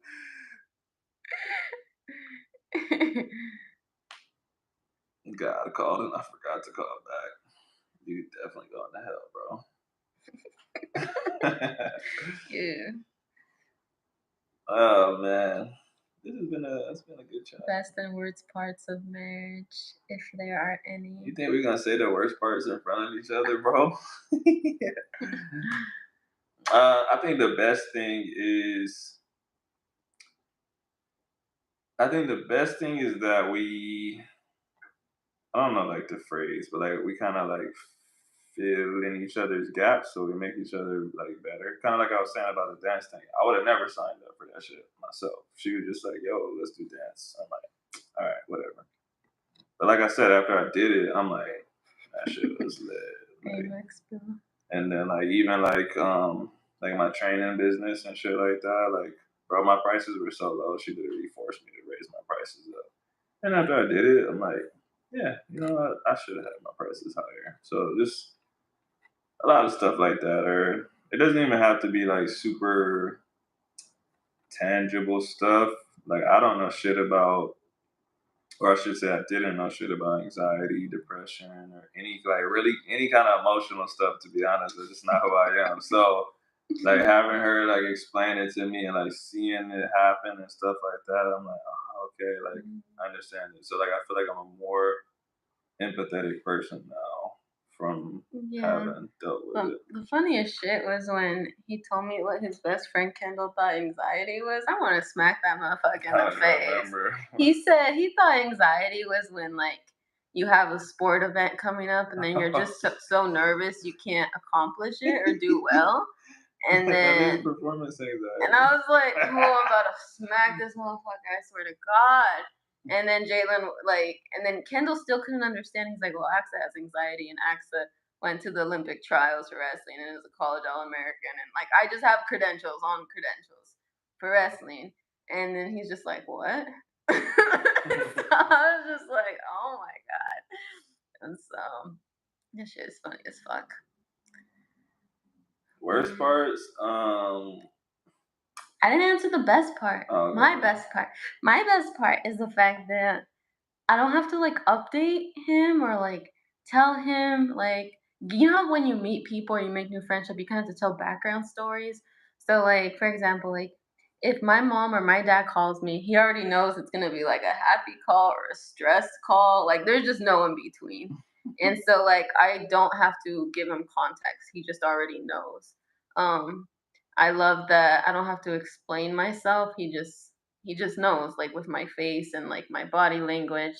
He um he just knows. And I just love that he knows without me having to say anything, do anything, and that's my favorite. Worst is that I used to get 8 hours of sleep every night. And a nap too on top of that, bro. And I used to work out at the exact same time. I used to do the exact same stuff all the time. Now none of that shit happens, bro. So That's on his fault. I'm not keeping him up. I literally go to bed earlier than you. She be keeping me up, bro. Not sure what to tell you. Worst part And for she be me. having nightmares and shit, screaming. I do. Okay, I do. Yo, I do. yo, Like, like literally like a week ago, I was like just about to fall asleep, and she was like, "Papa!" And I was just like, "What the fuck?" I'm like, "Yo, you good?" And she didn't even say that. She just kept sleeping, and I was just like, "Well, that shit just got my heart racing." I was like, "I can't even go to sleep now, bro." Like, Yo, okay. I yelled so loud. I be talking to myself sometimes, okay? And I all don't the like time. I don't be waking up, because I'm just talking in my sleep. But that time I yelled so loud that I woke myself up. And I yelled papa, but like so dad in Spanish. But I yelled it so loud and I scared myself. And then I did hear Jalen like, are you okay? Da da da. And then I was just like, this must be part of a dream. And so I just went back to sleep. And I woke up in the morning and I was like, I hope that was a dream. I hope that was a dream. I hope that was a dream. I was like, so, and then like, oh my God, no, it was like so much worse because like 2 weeks, no, like a month ago, I was still working graveyard shift, so I worked like 7 p.m. to 7 a.m. And we put the maintenance guy. He had to fix something with the garbage disposal. And anyway, he like came in around 11 a.m. when I was still sleeping because I get home around 7. Got to do my routine, go to sleep around 8 a.m. So I was like deep into sleep around 11 a.m. And I had just finished watching like a cartel novela, like soap opera show. So that was what was processing in my brain. And so the maintenance guy like knocks on the door, asks if he can come in, and then he comes in and he's like, "Can I come in?" And I'm like, and I think I'm still in cartel mode. So I'm like, "No! No!" So I'm like half asleep, half awake. And then I start yelling at him in Spanish, and he don't speak Spanish. He's like from like some Slavic country. And then I was just like, "Salte," which means like get out. But then I realized but then my brain started to wake up, so I was processing that it was the maintenance guy. So I was like, "No, come in." And he's like, "I can come in," and I was like, "No, get out," because my brain was just so confused. And then he eventually just like slammed the door and left, and I was like, "Our garbage disposal's still not fixed." Yeah. Yeah. She talks in her sleep all the time. I remember like when you worked at that clinic, she used to be like, first of all, I be thinking she's talking to me because it's like such a like direct tone. I'm like, huh? Like, but I just remember like this was like in the peak of COVID, and she would just be like rolling over, and she would be like, "Ya tomaste la vacuna?" And then she would just roll back over, and I'd be like, "What the fuck?" Like, like, so. Yeah, I asked him if he got the COVID vaccine, if y'all didn't understand. Does anxiety happen to people, or are people naturally born with it? I mean, I think, personal opinion, I would say, like, huh? Both. Yeah, I was gonna say, I would say both. You probably should. I was gonna say you shouldn't be talking about. I'm just kidding. Yeah, but I was gonna say, I think most. There's some stuff that most of the time it's definitely linked to trauma. So, but like most people experience trauma, so then it's tough because a lot of people have it. So, Yes, I would say definitely like there's epigenetics, your family, generational trauma, that definitely there's links to that. So you're more predisposed to certain stuff. So if certain events happen to you in your life, just like alcoholism, you're more prone to be an alcoholic if your family was an alcoholic. So I think it's the same thing with mental health. So for example, like my family, there's a ton of generational trauma. So when it got to me, I think I already had those cells or whatever. And so on top of my actual own trauma in my own life, yeah, I had anxiety because of that. And now it's more of a manner of like how I manage it and how I, yeah, day to day activities to manage it. our honeymoon was in Puerto Rico. Puerto Rico. See. Yeah, I've unjammed the disposal using the red button before, but Red button? yeah, it's under the sink. What? Hey, I remember I unjammed it last time. She don't be paying attention to shit. I didn't try it this time just because. You're a hoe for that. First of all, I thought that shit was fixed. I didn't know he never came back. No, it's fixed now. Oh, okay. Yeah. But it was broke for like hella long, and you could have just done that. Wow. I should be putting them straight in the dishwasher. I'm using the garbage disposal. So. Dun, dun, dun. Yeah, so that was the best and worst parts of marriage, man. I didn't say my worst part. Okay, what's your worst part? Okay, this stream is over. Goodbye, everyone. No, I was like, oh, it ended? No. I think the worst part or hard part is I don't know. She got scared. No, I'm trying to think. It's having two different communication styles. Okay. No, maybe. I mean, yeah, I guess that's hard. Definitely. Sometimes I say that. Sometimes it's hard to communicate because Jalen has like a very serious demeanor. So sometimes I have to really remind myself that Jalen, that's his personality, and he's not just like not listening to me or not being sensitive to my needs. So, but then that kind of comes back more on me, reminding myself that, yeah, I don't know. I guess yeah, it's just a partnership. I don't know. I think marriage is dope, to be honest. I was just about to say. I was gonna say. I was like, what worst parts is because like if you have a good relationship, like the worst parts is like such little shit that you can't even really think of something. Mm-hmm. Maybe you should ask her when she's actually mad, and she'll probably tell you a bunch of stuff. I'd be like, this motherfucker. But I would say we do a pretty good job of talking our problems out. We've like never had a shouting match before or yelled at each other. Nah, we don't yell. Yeah, we've like even I think of our most intense argument, we didn't even like yell at each other. I just went to sleep. Yeah, and I got mad because he didn't want to like. I'm like, let's solve this now. Oh, okay, I'll say that actually. That. Damn, so Phil, why you do that that, reminds me. bro? Okay, so me, I'm more emotional, and so I want to talk things out, especially like I'm not the type of person like, hey, let's rest on it. Like I want to address things right away. Let's get to the root of it. Let's dig deep and let's figure it out, you know? And Jalen's kind of like, nah, I need a break. Let's reconvene yeah. in 2 weeks. Yeah, he could do that. I can't do that. So we obviously have to find a good compromise. And so for example, like I grew up extremely religious. I'm not religious anymore, but there's like a Bible verse that says something along of the lines of like saying, hey, like don't let the sun set on an angry heart or some shit. I don't know. Sorry if you're religious. But pretty much like solve your problems before you go to bed. And so in my mind, I always thought we have to solve this before the end of the night, or else this is terrible for our relationship. Da da da da. But then I remember one day Jalen was just not budging, and he just went straight to sleep.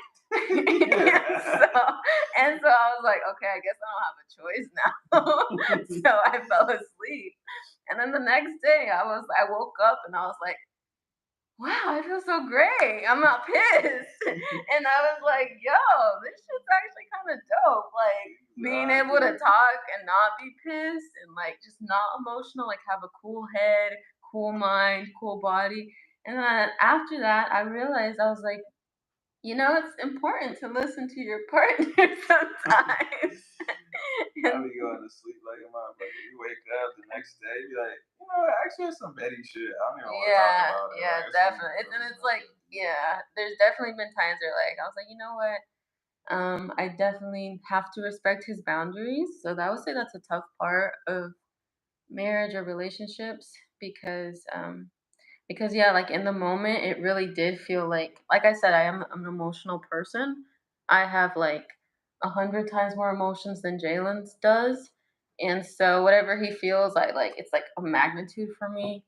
And so like when he wants to go to sleep, to me in my mind at the time it was like, dang, he's just ignoring me. He doesn't care about how I feel. And then when I woke up and I was like, nah, man, he just he just couldn't engage. And I feel that. I feel that so heavy now. And so yeah. How often do we disagree on That's things? actually healthy. I don't know. I don't have like a. As well. How often do you disagree on things? I don't have like a quantity. Yeah. It's hard to give a real answer to that. I would say we don't argue a lot. I would say that it comes to little things, more just like I feel like cleaning. Yeah, That like probably is the biggest that's thing. what Phil said. Yeah. What did he say? He said the worst part is to have drunk coffee cups everywhere. He was talking about his wife. Yes, that's you. I be leaving cups everywhere, bro. Not half drunk, just finished. Yeah. So it's probably just more of that, but then like even then, there's so many solutions for that, and it's like I'm not gonna. This is also something I've had to learn how to manage and do. Is like okay, like this really isn't the end of the world. It's just a cup that's on the table, and yes, it drives me insane, but this is workable. We can work through this. And it feels like the biggest fucking deal in the world because I'm just like, motherfucker. There's literally like 5 cups on the table, right? Yeah, and I'm just like, this is fucking crazy. Like, this is fucking insane. Nah, because one was my water cup. I don't care what cup it is. Like lemonade. Oh, where's the lemonade cup? I drank them all. Yeah, so shit like that. But then I also just think about, I'm like, you know what? Like I try to think back to coaching, and I'm like, this is coachable. We can coach him through this shit, And so then I also think about like, okay, like Jalen's also a motivated person. He loves me, and he's willing to work on shit because he loves me. So I have to remind myself of that too. And so just keeping myself grounded through those thoughts. Dang, he met his wife when he was 16. 16 down. So many arguments. Yeah. Yeah, if I met Jalen when I was 16, this shit would be a nightmare. Yeah, we definitely wouldn't be together. Yeah, because I've actually just learned how to control my emotions. I feel like in the last 4 years, and no, I don't know, man. I was a lot back then. Has your relationship changed the perspective on marriage, or has it matched your expectations? To be honest, growing up, I hated the concept of marriage because of what I saw with marriages. Like, it just seemed like a dictatorship with like men and women. Obviously, because of my trauma, I learned that. What is it? But then I learned that there's different people who are happy in their marriages, and I was like, oh, that seems kind of cool. Like a person you can spend your life with. So I just had mixed feelings going back and forth, back and forth. But ultimately, meeting more and more healthy couples made me more hopeful for marriage. And yeah, Mike, you turned this shit into the craziest, deepest live ever. But nah, that's good though. It was fun. We were actually gonna get off like not a long ass time ago, but then you started asking good questions. Like, oh shit. Nah, but it's cool though, bro. Good thing about no shit, bro. Night.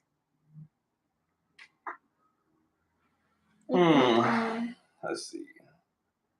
Damn.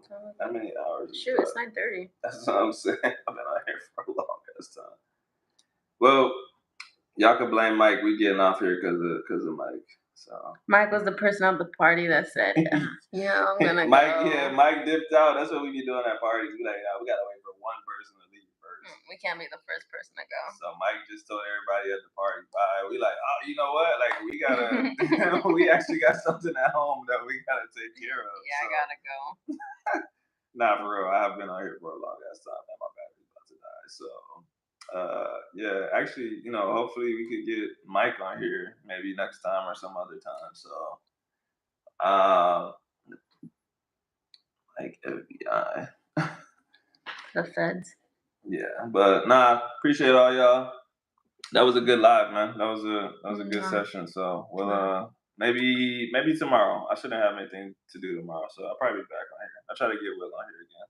Anyways, peace. See y'all next time.